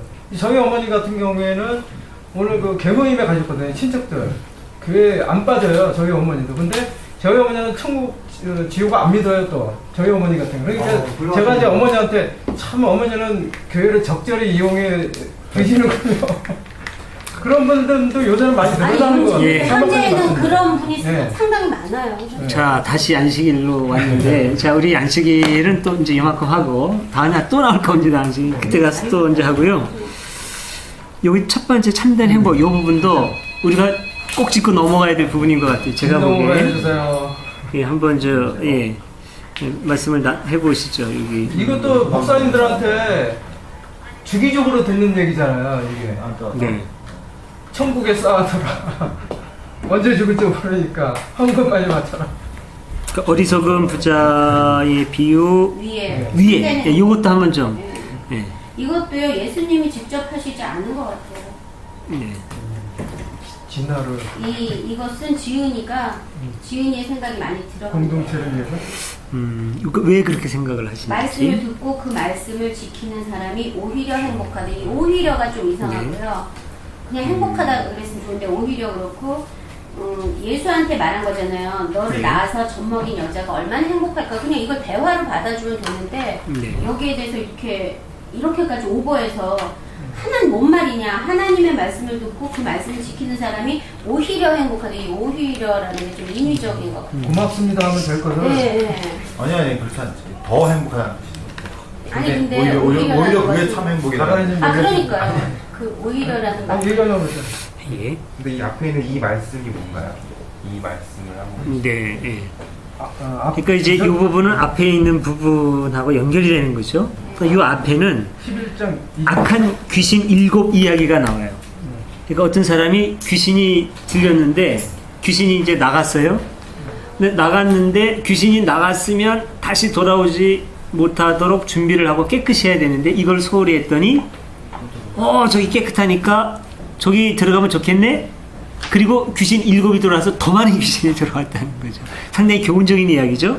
이 말씀은 예수님이 해요. 그리고 그 전에는 귀신 들린 사람을 치료하는 얘기가 나와요. 그 귀신 들린 사람 치료하는 이야기가 나오고 그 다음에 예수님이 그런 악한 귀신 7 이야기를 들려줍니다. 이 말씀 하고 계실 때 근데 왜 이 말씀이 여기 딱 떨어져 있느냐면은 그 앞에 악한 귀신 7 이야기는 다른 본문하고 겹치는 거죠. 우리가 다른 본문하고 했거나 앞으로 할 거예요. 그런데 이 부분은 다른 복음서에 지금 없는 거죠. 누가복음의 고유 자료예요. 그래서 이것만 딱 떼어놓은 거예요. 그리고 전에 어떤 예수님의 어떤 태도에 대한 부분에 나도 어디 복음서는 잘 기억이 안 나는데 네. 예수님의 그 어머니가 찾아왔다고 누가 그랬을 때 네. 그런 그 구절이 있지 않나요? 다른 복음서에 보면은 누가 여기 있는 사람들이 네. 형제고 어머니다. 네. 그런 예. 그 네. 제 태도와 여기 예. 이 분위기가 네. 굉장히 흡사하니까 실제적으로 어떤 예수님의 그 마인드 자체가 네. 그런 마인드를 갖고 있었기 때문에 네. 여기서는 이렇게 표현이 됐고 네. 다른 복음서에서는 여기 있는 사람들이 뭐 형제의 어머니요 이런 말이 네. 나오지 않았을까 그런 예. 생각이 들거든요. 굉장히 좋은 지적이고요. 예. 자, 우선 이제 여기서 굉장히 중요한 두 가지를 우리가 좀 생각해 볼 필요 있습니다. 그러니까 여기서 예수께서 이 말씀을 하고 계실 때 그러면 이 말씀은 뭘까? 라고 지금 이제 가가리님이 물었잖아요. 이런 물음 같은 게 참 중요해요. 왜냐하면 어떤 말씀이 그냥 딱딱 다 분리된 게 아니라 어떤 좀 의도를 가지고 연결되어서 우리에게 온다면 앞부분은 뭐지? 라고 물을 필요가 있는 거죠. 이거 누가 묻지 않을까 했는데 이제 나왔네요. 예, 좋습니다. 그리고 그 다음에 그런 예수님의 이 말씀에 대해서 이게 정말 예수님의 말씀일까? 라고 하는 거 아니면은 교회 이야기일까? 지금 이런 거 지금 우리가 묻고 있지 않습니까? 중요한 거죠, 이런 게. 왜냐하면 우리가 이제 성경의 주인이 돼야 되니까. 이게 왜 중요하냐면요. 자, 한번 이렇게 생각을 해보죠. 우리 사회, 우리 현실에서. 천안함 사건은 분명히 있었죠. 배가 깨졌어요. 이거 분명한 겁니다. 배가 깨지고 많은 사람이 죽었어요. 이거는 아무도 부정 못하는 사실이에요. 그렇죠? 근데 이거를 지금 여기저기서 이제 해석을 하고 기록을 합니다. 네. 지금 이제 정부 쪽에서 기록한 거 뭐냐. 이거는 틀림없이 북한 결의 도당들이 얘기한 거다. 증명이 있다. 증거까지 다 해서. 그렇죠? 요 자료만 딱 보면은 얘네들이 했네라고 결론을 내릴 수밖에 없어요. 근데 중요한 거는 눈으로 본 거고 아무도 부정 못하는 절대 객관의 사실은 배가 깨졌다라고 사람이 죽었다예요. 누가 했는지는 모르는 거죠, 지금. 증거가 없어요. 그런데 증거가 있는 것처럼 막 얘기해서 쭉 얘기해서 그쪽 얘기만 딱 들으면 그렇게 딱 돼요. 근데 이쪽 얘기만 있는 게 아니라 전혀 다른 얘기도 있죠, 지금. 예. 북한하고는 전혀 상관없이 논리 자체가 걔네들이 어떻게 여기 내려오냐. 지금 이게 여기 이거 하고 있는 사람들이 어떤 사람인데 세계 최강의 무기 체계를 갖고 있는 미국하고 지금 한국이 연합훈련을 하고 있는데 누굽니까 도울 선생님 얘기에 의하면 그 어마어마한 군사 체계 내에 걔네들이 구형 잠수함을 타고 와가지고 뾰로로로 하고 와가지고 뽁하고 터뜨려? 이건 말도 안 된다는 거죠. 네, 말도 안 돼. 여기서 뭐 핵잠수함까지 동원하고 그래가지고 이거는 얘네들이 무리하다가 이건 충돌사고일 것이다. 180도 다른 얘기죠. 근데 한쪽 얘기만 들으면 이쪽은 완전히 이쪽 같고 이쪽은 완전히 이쪽 같아요. 그러니까 중요한 거는요.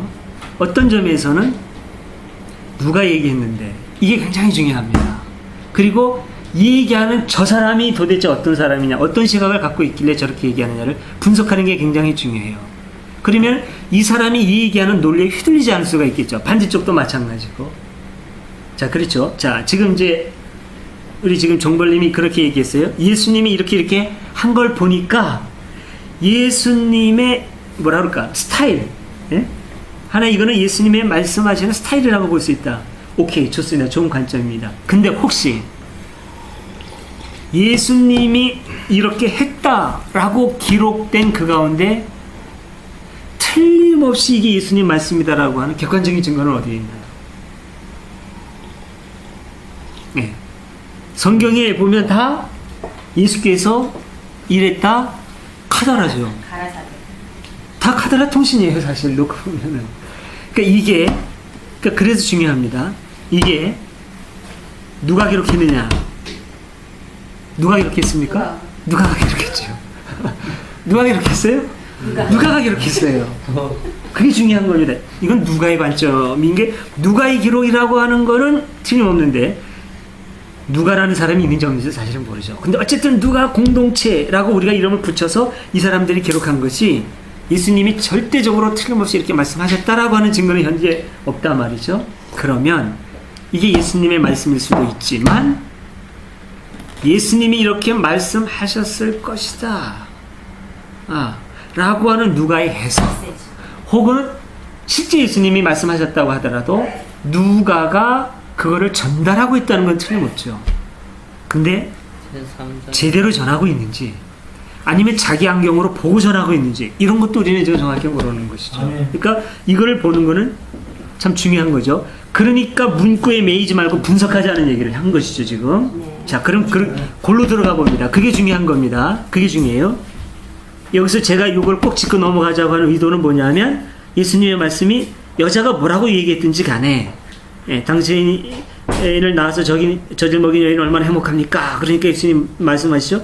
하나님의 말씀을 듣고 그 말씀을 지키는 사람들이 오히려 행복하다. 이걸 절대 객관의 예수 말씀으로 들으면 어떻게 될까요? 우리는 상당히 교리적으로 매이기가 쉬워집니다. 하나님의 말씀은 뭔데?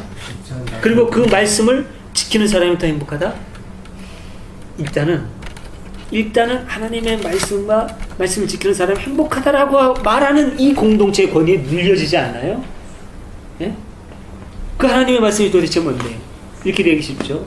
근데 지금 이런 식으로 해서 이게 이 사람들의 얘기가 가능성도 있고 예수님의 말씀이라고 하더라도 예수님의 의도가 뭔가 아니면 예수님이 인식했던 하나님이 누구냐라고 우리가 묻고 들어가면 상당히 다양한 해석의 가능성이 생긴다고 봅니다. 예. 우선 예수님이 말씀하시는 하나님은 이 사람들이 얘기했던 그 구약부터 계속 내려오는 야훼 하나님, 상당히 좀 뭐랄까 좀 무시무시하고 정의롭지만 뭐라 그럴까 너그럽지는 좀 않은 것 같고 너그럽다고 하더라도 이스라엘 백성에게만 너그럽고 가나안 원주민에게는 너그럽지 않고 이런 하나님하고 상당히 다르잖아요. 예수님이 이걸 계속 깨뜨리고 계시잖아요.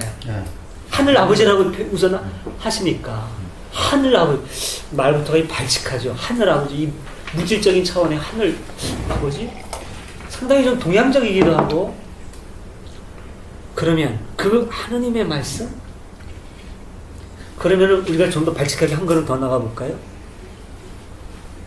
혹시 예수님이 말씀하셨다 하더라도 예수님이 말씀하신 하나님의 말씀을 듣고 그 말씀을 지키는 사람들에서의 하나님의 말씀은 하늘아버지의 말씀이고 아버지 자 빼보면 어떨까요? 하늘의 말씀이라고 하면 틀리기만 한 걸까요? 하늘의 말씀. 만약에 하늘의 말씀이라는 뜻으로 우리가 해석할 수 있다면 이거는 순리대로 사는 사람이라고 해도 문제될 게 없죠. 하나님의 말씀을 듣고 그 말씀을 지키는 사람들이 행복하다. 즉 누구의 아들로 물리적으로 누구의 아들로 태어났다라고 하는 당시의 환경이 중요한 게 아니라 순리를 따라 사는 사람, 하늘을 우러러 사는 사람, 그 사람이 행복한 거다라고 하는 그런 얘기를 우리가 받아들인다면 기독교적인 독선적인 교리하고는 상관없는 얘기가 될 수 있는 거죠. 예. 그리고 동양적으로 받아들일 수 있는 그 너그러운 그 하늘의 뜻을 거스르지 말고 살아가는 그 사람이 행복하다라고 하는 말씀과 다르지 않은 말씀일 수 있다는 거죠. 예.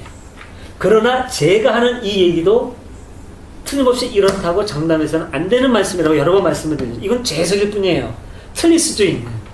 그러나 이런 해석의 가능성을 놓는 이유는 뭐냐면 우리가 어떻게든지 성경의 문자로부터 매이지 말고 성경의 주인이 되자는 거죠. 이 뜻을 좀 이렇게 보고 성경의 주인이 되자. 아니 이거 소령령이 자꾸 박수치 마시고 매일 얘기를 하니까. 예. 자, 예. 근데요, 네. 오른쪽에 회개하지 않으면 멸망한다고 어리석은 부자에 비유하고 열매 맺지 못하는 무화과 나무 네. 요거를 연결해서 봤을 때 여기서 하나님의 말씀을 듣고 지키라는 게 예. 목사님이 말씀하신 것보다는 네. 기본적인 그 정의의 하나님 막 네. 원수를 이렇게 하는 여기 오른쪽에 회개하지 않으면 멸망하다랑 특히 관계지어서 볼 때는 그 말이랑 더 가깝다고 봐요. 그렇게 볼 수도 있고 여기하고 연결지면 그럴 수 있겠죠. 네, 여기 여기하고. 연결져. 근데 이제 사실 누가복음 13장 앞부분에는 좀 그렇죠. 받아들이기 우리가 일반적으로 받아들이기 어려운. 그러나 다른 부분에 보면 또 이 부분하고 매치되는 예수님의 모습도 많죠. 그러니까 요거 자체는 명제로서 그런 해석이 가능할지 모르지만 네네. 오른쪽에 회개하지 않으면 멸망한다고 어리석은 부자 같은 경우에는 네네. 분명히 그렇지 않은 게 좀 나타나는 네네. 약간 독선적인 것 같아요. 예. 그러니까 요게 그 13장하고 연결되는 이쪽 측면이 강한데 제가 이렇게 해석하는 걸 수도 있어요. 아니면 이쪽 측면에 어떤 예수의 말씀이라면 이 말씀의 원형은 아니면 예수의 말씀이 아니라고 하더라도 누가 복음서 사람들조차도 제가 해석한 것처럼 말했을 가능성도 없지 않아 있다고 봅니다. 그런데 13장 앞부분의 두 문장을 보면 조금 좀 배타적이고 문제 있는 부분이 많죠. 제가 볼 때는 짚어볼 때도 그렇고 좀 얄꾸리한 부분이 좀 많이 있어요. 이 부분은 명쾌하지 못한 부분이. 그러니까 성경은 그렇게 아주 일관성이 흐르거나 전체가 다 산뜻하거나 그렇지 않은 부분이 많죠. 예수의 모습도 어떨 때는 참 멋있고 괜찮은데 원수가 뭐 어떻게 하거든 뭐 왼편을 들고 오른편을 돌리고 뭐 어쩌고 저쩌고 뭐 참 괜찮죠. 근데 원수가 저 오른뺨을 치거든가 왼편을 돌려. 근데 빌라도가 쳤나 누가 치니까 왜 때려 하고 대든 예수. 조금 좀 다르죠. 근데 너그럽게 사랑을 얘기하는 예수는 좋은데 성전에서 뒤집어 엎는 예수 좀 그렇고. 말하면서 저 형제를 보고 라가라는 자는 지옥에 던져진다. 라가라는 게 욕이거든요. 근데 저 바리새인들 향해서 이 회칠한 무덤, 이야 이건 라가보다 더 무서운 죄예요. 제가 볼 때는 욕이에요. 이런 예수, 이런 것들은 뭘 의미하는 거냐 말이죠. 예수가 왔다 갔다 하는 예수가 다중인격자냐, 아니면 예수가 이런 아니면은 여러 사람의 예수 가능성은 없을까요? 여러 예수가 선생님이 수박하고 이거 제가 돈 내려고 했는데 저보다 많으시더라고요. 여러 예수가 모델화될 가능성, 이 현대 신학이 얘기하는 여러 측면을 우리가 좀 둘둘 살펴볼 필요가 있죠. 참 좋은 세상입니다. 사랑 이런 것처럼 하나님의 말씀을 듣고 그 말씀을 지키는 이런 것도 설교나 이런 걸 통해서 다 오염됐다고. 저는 좀 목사님이 말씀하신 것에 동의하기는 좀 사실 힘들어요. 다른 말들보다 이 말씀도 많이 오염됐다고 봐요. 말씀을 지켜라 이렇게 했을 때 자기가 꼭 지키는 사람처럼 말을 하잖아요. 뭐 상대방이 잘못한 것처럼 굉장히 죄의식을 심어주는 그런 말이라고 봐요. 그러니까 이제 이거는 제가 해석하는 건 너무 그냥 좋게 해석하는 거고, 어찌 보면 공동체 우리 말이 잘 들어, 하나님 말씀 잘 들어, 즉 교회 충성에 어떤 이런 의도가 강하지 않느냐 그러죠. 그럴 가능성도 사실 농락이 있다고 보는 참된 행복. 네네. 그럴 가능성도 농락이 있다고. 내용상으로 이렇게 보면은 조직적인 측면에서. 하나님의 말씀을 듣고 그 말씀, 그러니까 조직체에서 얘기해주는 그 말씀을 잘 들어라, 지켜라, 이런 뜻이 좀 강한데, 그 해석을 아주 잘하면은 아까 같은 왜냐하면 요한계시록에 저는 이 말을 듣고 딱 생각해. 요한계시록에 말씀을 읽고 듣고 지키는 자는 복이 있다. 그거랑 이렇게 연관돼서 그게 교회에서 막 교리잖아요. 사실 저는 그게 교리라고. 읽고 듣고 지키는. 도대체 뭔지 뭘 그렇게 지켜야 되는지. 안 지키면 좋습니다. 조직에 쓴맛은 고리가 좋네요. 제가 강조해서 얘기한 부분에 다른 측면이 부족하다 싶으면 그 점을 또 이렇게 짚고 아주 좋습니다. 그렇게 돼야죠. 자, 그러면 이 부분도 그렇고 다음으로 넘어가 볼까요? 어리석은 부자의 비유. 여기서도 할 얘기가 참 많아요. 여기서도요, 이 어리석은 자야 바로 오늘 밤 내 영혼이 너에게서 떠나가리라. 이게 좀 이해가 안 돼요. 몇 년 동안 걱정할 게 없다 이렇게 한 다음에 바로 이 말이 나오니까 돈 갖다 바쳐라. 이래서 공중나는 새를 보라랑 딱 너무 삐딱하게 해석하시는 거 아닌가? 아니 오늘 했던 노래랑 이거랑 겹쳤을 때 걱정하지 말고 다 바쳐라. 여기 도령님님 끝나고 좀 얘기 좀 해주시겠어요? 끝나고. 너무 반가워. 이것만. 아니, 맨 마지막에 자기를 위해서는 재산을 모으면서도 하나님께 인색한 사람은 바로 이와 같이 될 것이다. 이렇게 결론이 나와 있으니까. 제가 공동체 입김이 강한 것도 있는 것 같아요. 공동체를 유지하려면 돈이 필요하니까. 옛날에 또 갖다 바쳤잖아요. 더군다나 지금 2000년 전인데 그 당시에 지금보다 훨씬 더 먹고 살기 힘들었을 것 같은데. 이게 참 묘해요. 제가 이렇게 이제 공동체에 좀 발칙한 의도가 있으면 보자고 얘기를 하면서도 너무 그쪽으로 뭐 이렇게 해석하면 좀 서운한 생각이 들고 아니 이럴 수도 있어요. 이런 측면도 있고 아닐 수 있죠. 상당히 긍정적인 측면도 있습니다. 즉 이때 당시 예수 공동체가 한계는 있지만 정말 그 뭐랄까 그 예수의 가르침과 운동을 지켜나가려고 하는 참 의미 있는 공동체인 것도 분명해요. 한계도 있지만 이게 뭐 양쪽 측면 같이. 근데 저는 초등학교 4학년 때 이 설교를 들었거든요. 근데 이 부자가 무슨 그렇게 잘못을 저질러서 갑자기 그 쌓아놓은 그날 죽었는데 그거를 이렇게 설교를 들으니까 되게 무서웠어요. 왜냐면 사람들이 다 우리도 돈을 이렇게 벌려고 하고 이렇게 창고에 쌓아놓는 게 죄는 아니잖아요. 근데 지금 여기서 보니까요. 저는 목사님이 그 전에 말씀하신 것과 상관없이 저는 그걸 개인적으로 어렸을 때부터 생각을 해왔던 거고요. 이게 굉장히 무서웠어요. 이게 뭐 지옥불 이런 거보다 더 무서웠어요. 왜냐면 우리 다 먹고 살려고 하고 배우는 것도 그 좀 잘 살기 위해서 하는 거잖아요.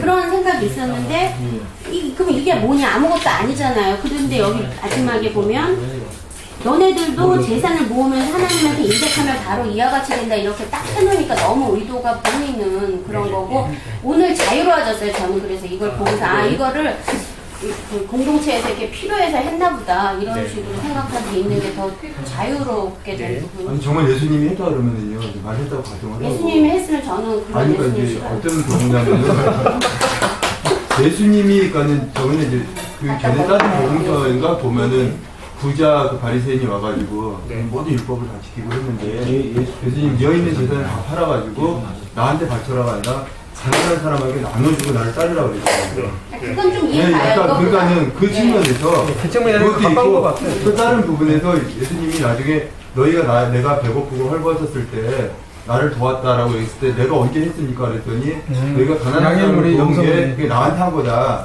그러니까 예수님이 말한 측면은 이거 이제 여기서 너희가 쌓아두지 말고 다 베풀고 가난한 사람을 나한테 바치라는 게 나눠줘라. 그런데 말은 아까 교리 기독교의 어떤 그런 사람들이 그걸 도둑질해 가는 거죠.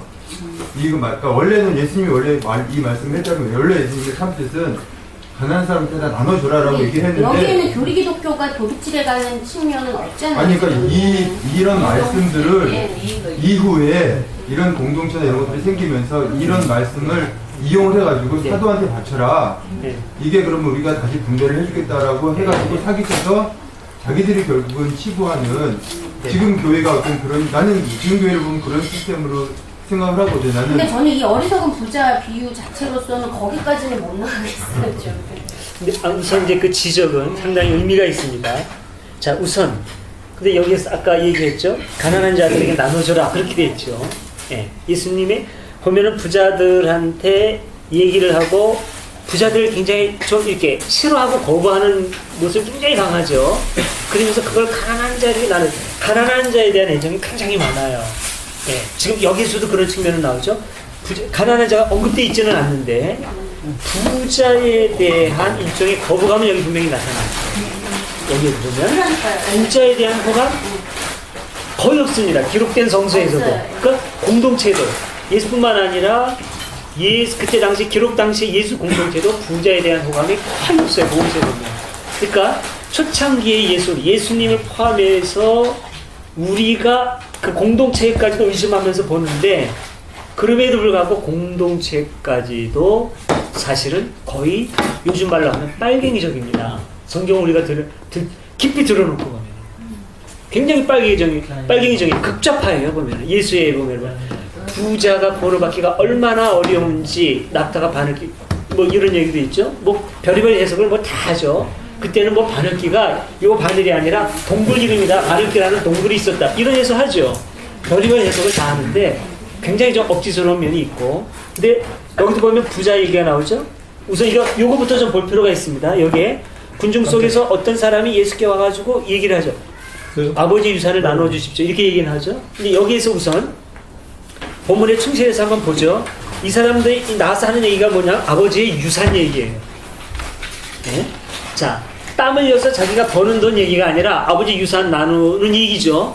요즘 참 재밌는 광고 나오는데 아버지가 내가 얼마나 살겠냐 그러니까 아버지 그런 말씀 마세요 그러다가 내 전자산을 기부하려고 한다 그러니까 기겁을 하면서 그런 말씀 하지 마시라고. 자동차까지 기부할 거다 그러니까 그냥 사생이 돼가지고 그런 광고 보셨죠. 네. 이게 사람의 본성일 겁니다. 지금 어찌 보면 지금 본성하고 싸우는 거예요, 지금. 자, 아버지의 유산을 나눠주라고 하십시오. 이 얘기하는 이유가 뭐냐면, 이때 당시의 랍비의 역할 중에 랍비는 사회 지도자예요. 종교 지도자죠. 근데 재정일치 사회입니다. 종교 지도자가 그 사회 지도자예요. 그래서 이런 문제들, 재산 문제나 이런 게 발생했을 때 사람들이 랍비를 찾아갔고 랍비가 율법을 해석해 주면서 율법에 의하면 이렇게 하는 게 옳다. 그러면 그걸 따라서 했어요.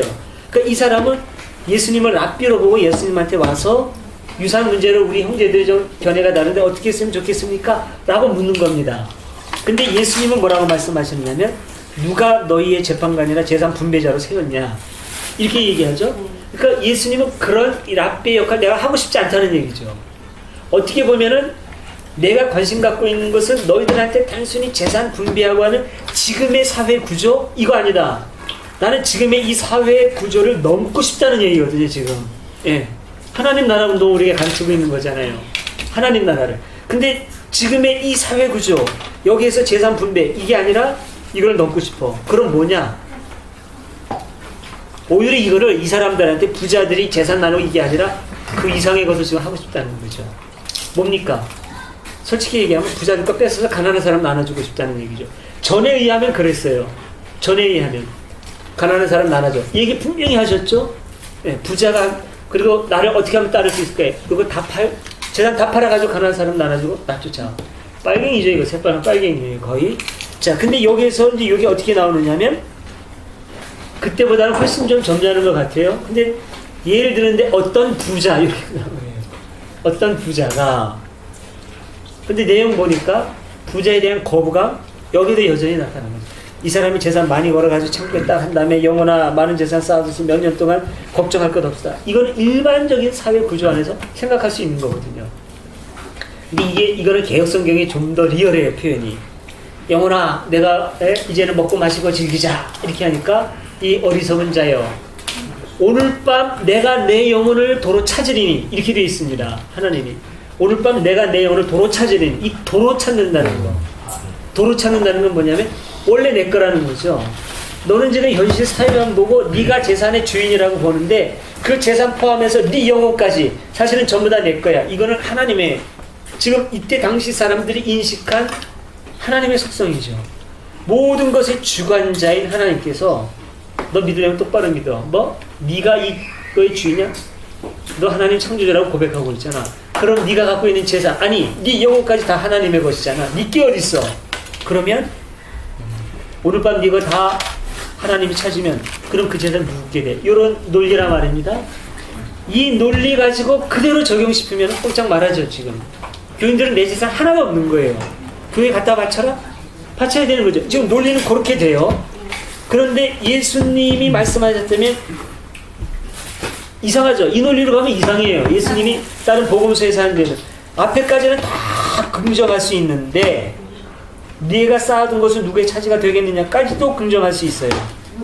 그런데 다른 복음서 같으면 이렇게 자기를 위해서는 재산을 모으면서도 하나님께 인색한 사람 이렇게 나올 게 아니라 다른 복음서 같으면 가난한 자와 고아와 과부가 언급되고 나눔이 언급돼야 자연스럽지 않을까요? 근데 지금 여기에는 그게 없고 하나님께 인색한 사람은 바로 이와같이 이렇게 되는 거죠. 저주로 가버렸다.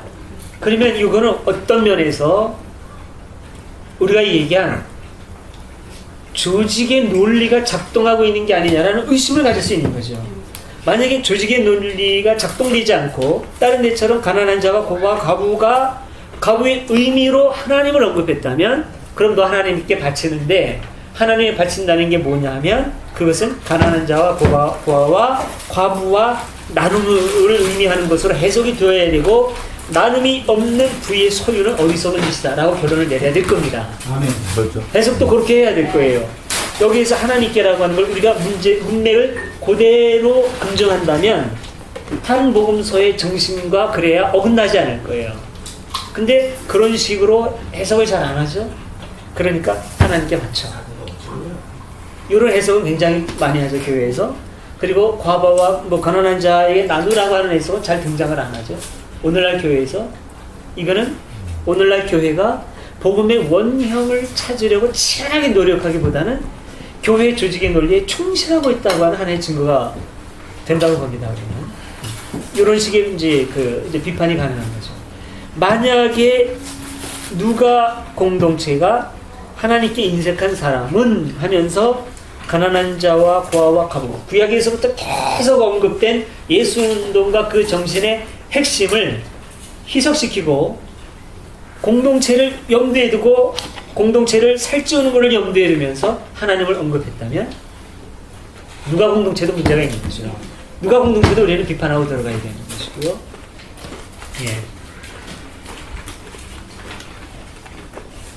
예. 오늘도 제가 이제 본문에서 주로 하고 싶은 얘기는 거의 한 것 같고, 아까 안식일 문제에서 언급하지 않은 부분요. 아까 이제 좀 다른 각도에서 안식일 문제를 한번 보죠.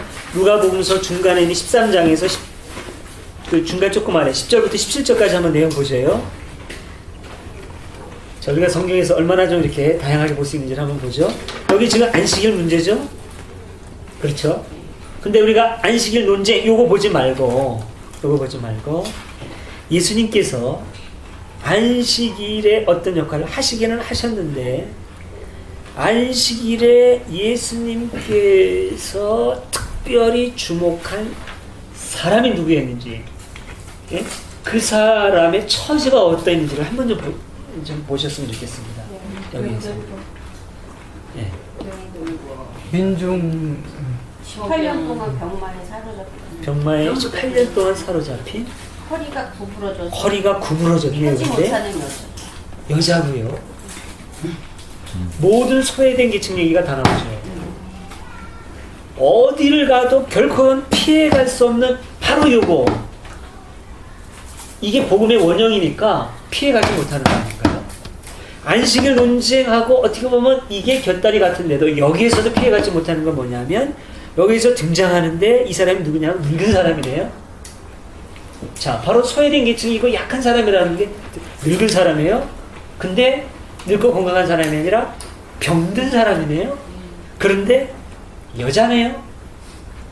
세 가지 그 약한 요소들이 다 들어가 있어요. 총체적으로 집합. 그렇죠? 그러니까 문장도 쭉 보면 그래. 예수께서 안식일에 어떤 회당에서 가르치고 계셨는데 예수께서 그 여자를 보시고 가까이 불러. 이건 뭡니까? 멀리 있다는 얘기죠. 회당이라고 하는 게 오늘날 뭐 순복음교회 되면 굉장히 커서 가까이 불러야 올 정도 되겠죠. 옛날에 회당이라고 하는 게 나중에 이래서 우리가 정규수에 가봐야 됩니다. 회당에 그렇게 큰 공간 별로 없어요. 요거보다 조금 더 큰 공간? 이런 게 지금 회당의 흔적으로 나와요. 물론 큰 회당도 있을 수는 있겠죠.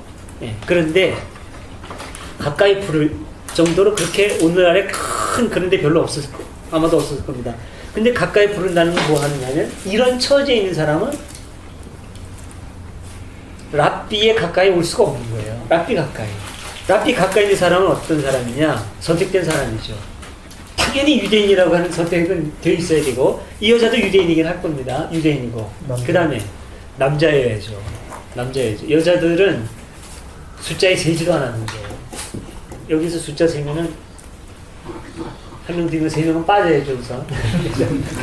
네 분 다 숫자에서 미성년자는 없으니까 안 빼겠지만 자 이런 식이 된단 말이죠.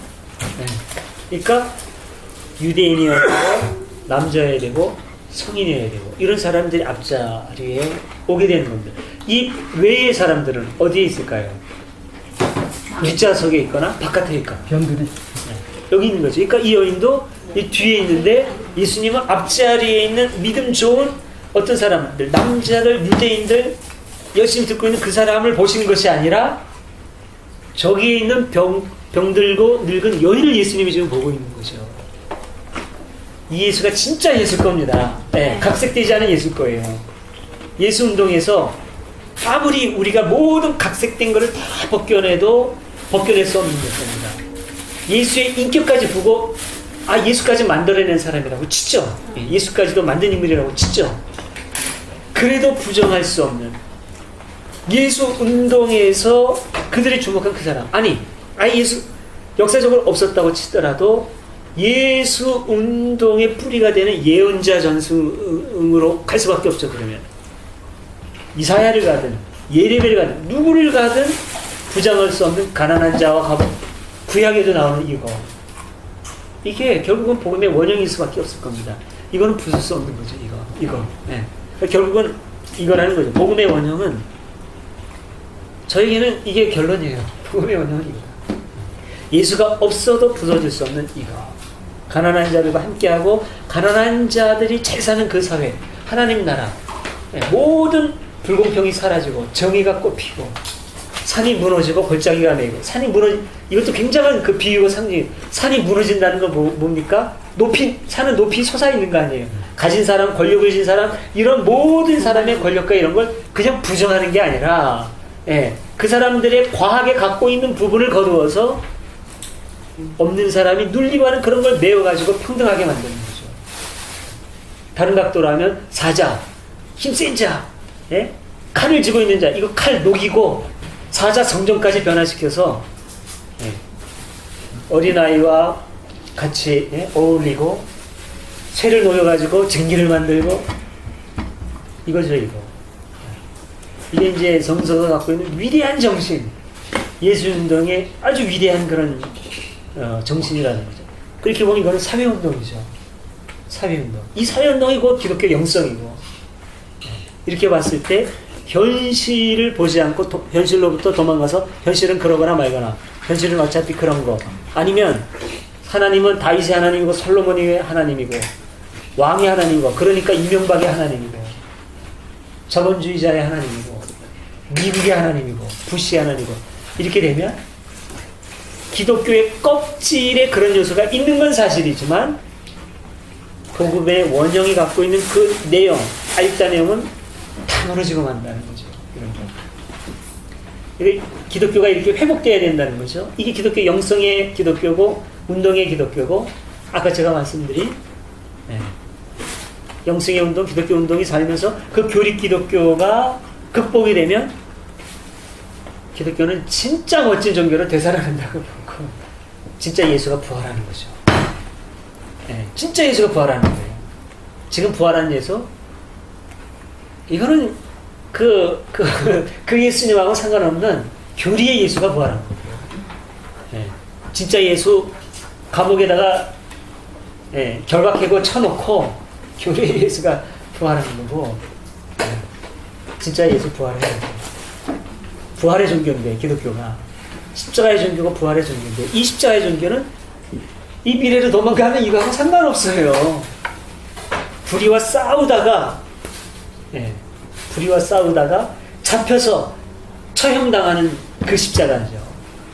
이렇게 얘기하니까 좀 부끄러워지네. 나는 솔직히 그쪽은 좀 피하고 있는데, 아스티님의 십자가, 목탐님의 그 십자가, 한돌님의 그 십자가, 문익환 목사님의 십자가, 이런 거죠. 근데 이런 면이 좀 있을 수 있어요. 지금 전 때에서는 없는 거잖아요, 사실은 이게. 근데 지금 말씀하신 거를, 그건 네 생각이고, 이게 자주 그러시잖아요. 그러니까 지금 말씀하실 때 비판하셨던 그쪽 사람들이 그건 네 생각이고, 네 그렇게 얘기하는 것처럼 그것도 네 생각이고, 내 생각이 옳다, 이렇게 하는 데서 대척점이 생길 수 있거든요. 그렇죠.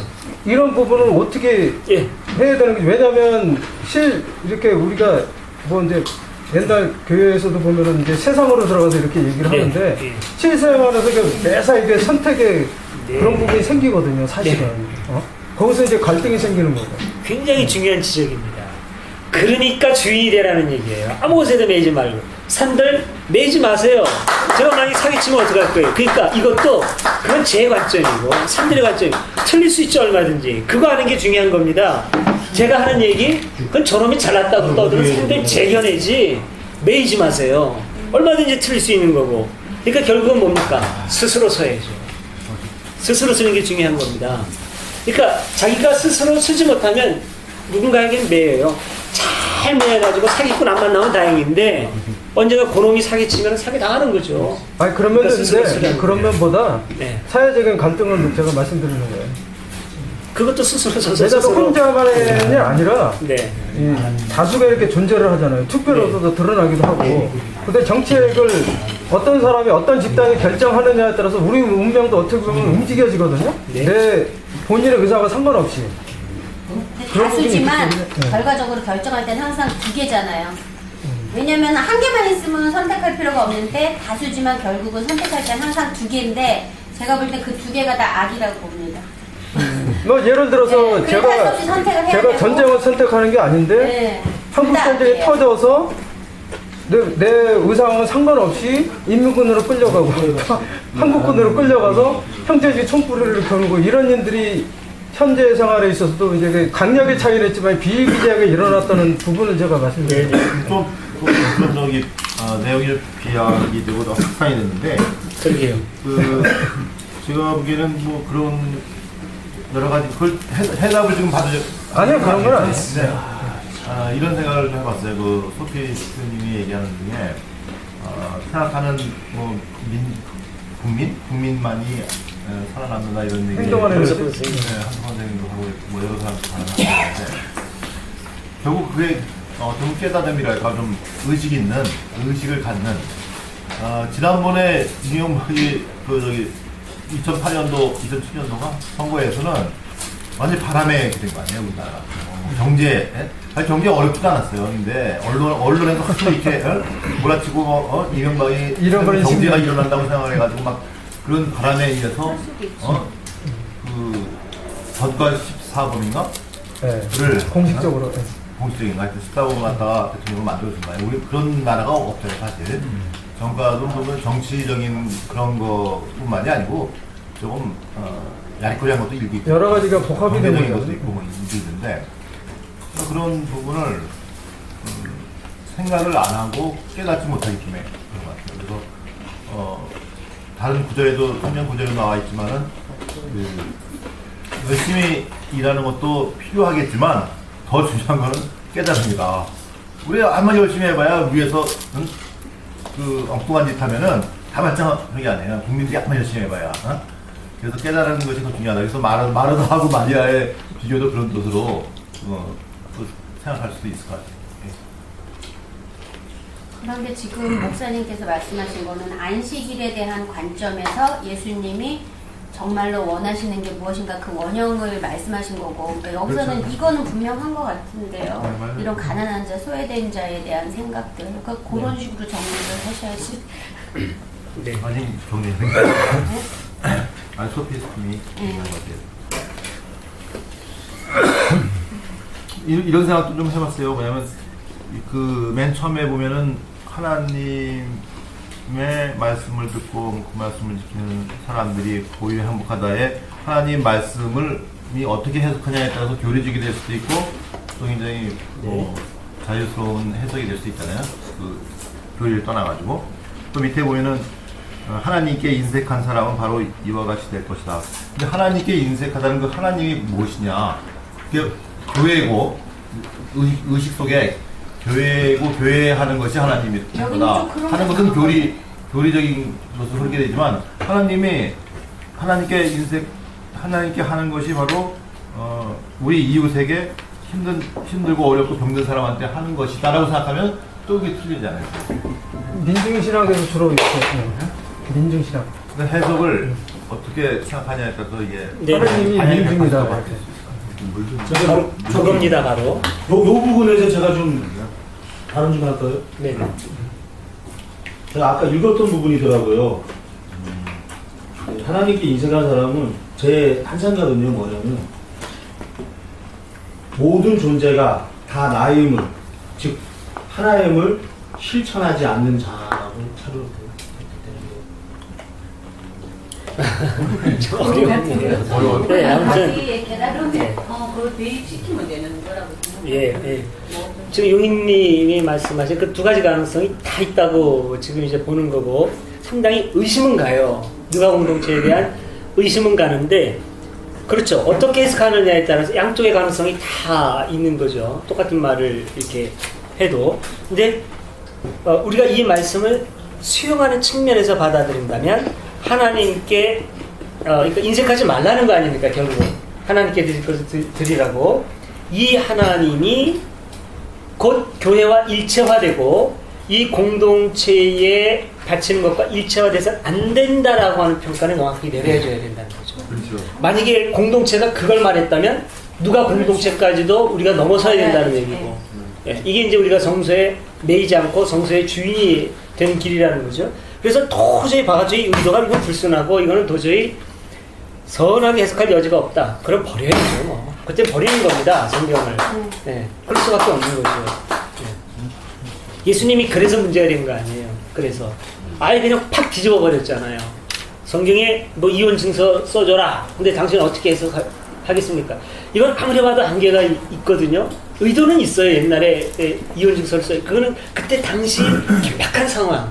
예. 말하자면 어떤 아주 위급한 상황에서 사막으로 이제 이동한다든지 출애굽 사건이 역사적인 실제라면, 그러면 이혼 못하게 하거나 그러면은 그냥 파묻어버리고 가버리면은 끝나는 거예요. 더 큰 문제를 이렇게 다시 말하면 수준이 안 되는 거죠. 예. 너 그냥 가능하면 이혼하지 말고 그 상황을 극복해봐. 수준이 안 되는 거죠. 그러니까 할 수 없이 허락한 거거든요. 네 수준엔 그렇게. 근데 지금 상황이 많이 바뀌었잖아요. 율법으로 훈련받은 것도 몇백 년이 지나고 농경사회로 바뀌고 그러면 상황이 바뀌었죠. 근데 이 사람들은 그런 상황의 변화는 전혀 생각하지 않고 율법만 절대적으로 이렇게 기록되어 있지 않느냐. 여기에 매여 있는 거거든요. 오늘날 우리 교리기독교처럼. 그러니까 예수님은 여기에 대해서 어쩌면 우리처럼 자세히 말씀하셨을지도 몰라요. 근데 어떤 극적으로 명확하게 알려주기 위해서 복음서 기자는 결론만 딱 내린 건지도 모르죠. 근데 결론에 의하면 그냥 뒤집어 보는 거예요. 이랬다는 말씀이 있으나 너는 너희에게 이르노니. 이거 뭡니까? 정면으로 뒤집는 거죠. 그냥 버리는 거예요. 이거 계명을 갖다. 그러니까 발칙한 거죠. 저놈은 죽어야 되는 거고. 예수님이 그랬다면 우리도 그래야죠. 진정한 예수 사람이라. 벌써 구절에 매이지 말고. 그런데 계속해서 구약에서도 그렇고 계속해서 이야기하거든요. 네. 하나님께 하는, 사람에게 하는 것이, 이웃에게 하는 것이 곧 하나님께 하는 것이다. 계속 그게 성경의 전체 맥이거든요. 그렇기 때문에 이거는 그렇죠. 네. 예, 뭐 죽으리라 한다고 해서 어떤 뭐 저주가 아니라 좀 강조법 이 정도로 봐도 충분하지 않습니다. 네. 그냥 예. 선의로 해석할 여지도 충분히 있어요. 오히려 굉장히 많은 도움을 받을 수 있죠. 오히려 우리가 소유하고 있는 게 순간에 없어질 수 있는 거네. 그러면 정말 중요한 건 뭘까? 이 재산이라는 게 아닐 수 있지 않는가? 정말 내 영혼이 이보다 훨씬 더 중요한 건데 내가 재물에 끌려가는 삶을 살고 있지 않나?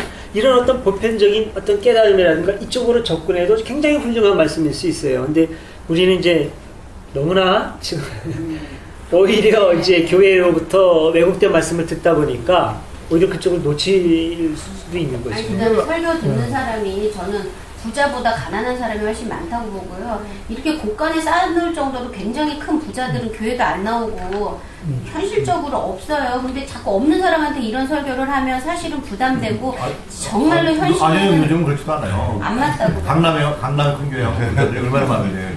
부자들 왜 많이 나와요? 거기 목사님들이 이 설교를 한다는 거는 모르잖아요.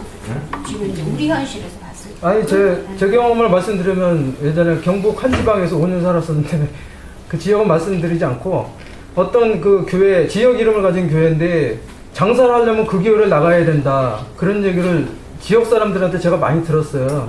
예? 많이 들었고 그리고 이제 제가 아라님 하신 말씀에 빗대어서 제가 말씀드리자면은 이게 사람을 사랑한다는 별거 없는 것 같아요. 왜냐면 이게 가장 많이 싸우고 증오의 대상까지 되는 게 서로 의견 차이거든요.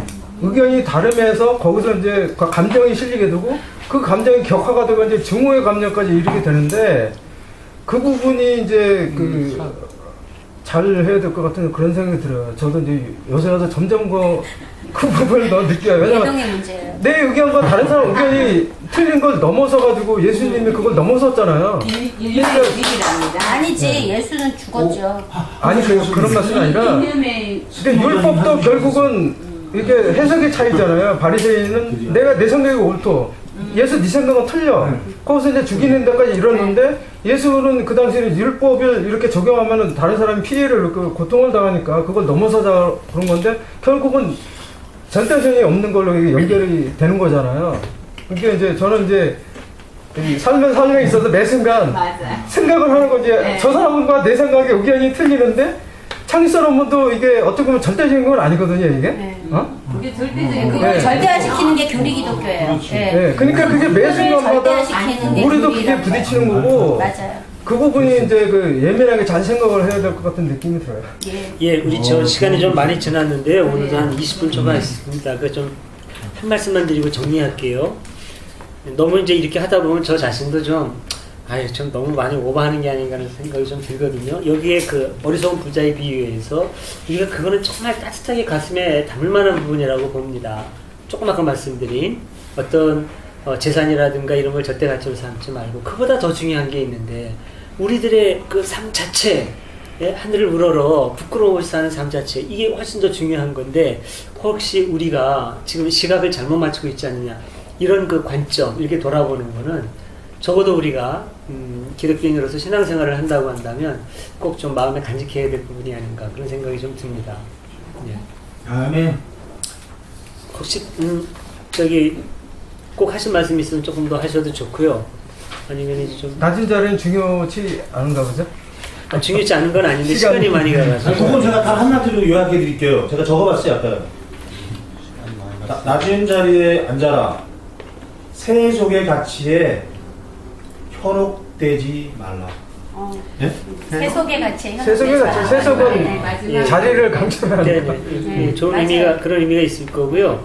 아마도 이때 당시에 이거는 이제 공동체의 상황하고 밀접한 연관이 있을 겁니다. 아마 공동체에 누가 좀 더 높은 자리에 앉느냐라고 하는 그런 갈등이 상당히 있고 그런 가운데서 태동된 말씀의 가능성이 높은 거죠. 이런 경우에.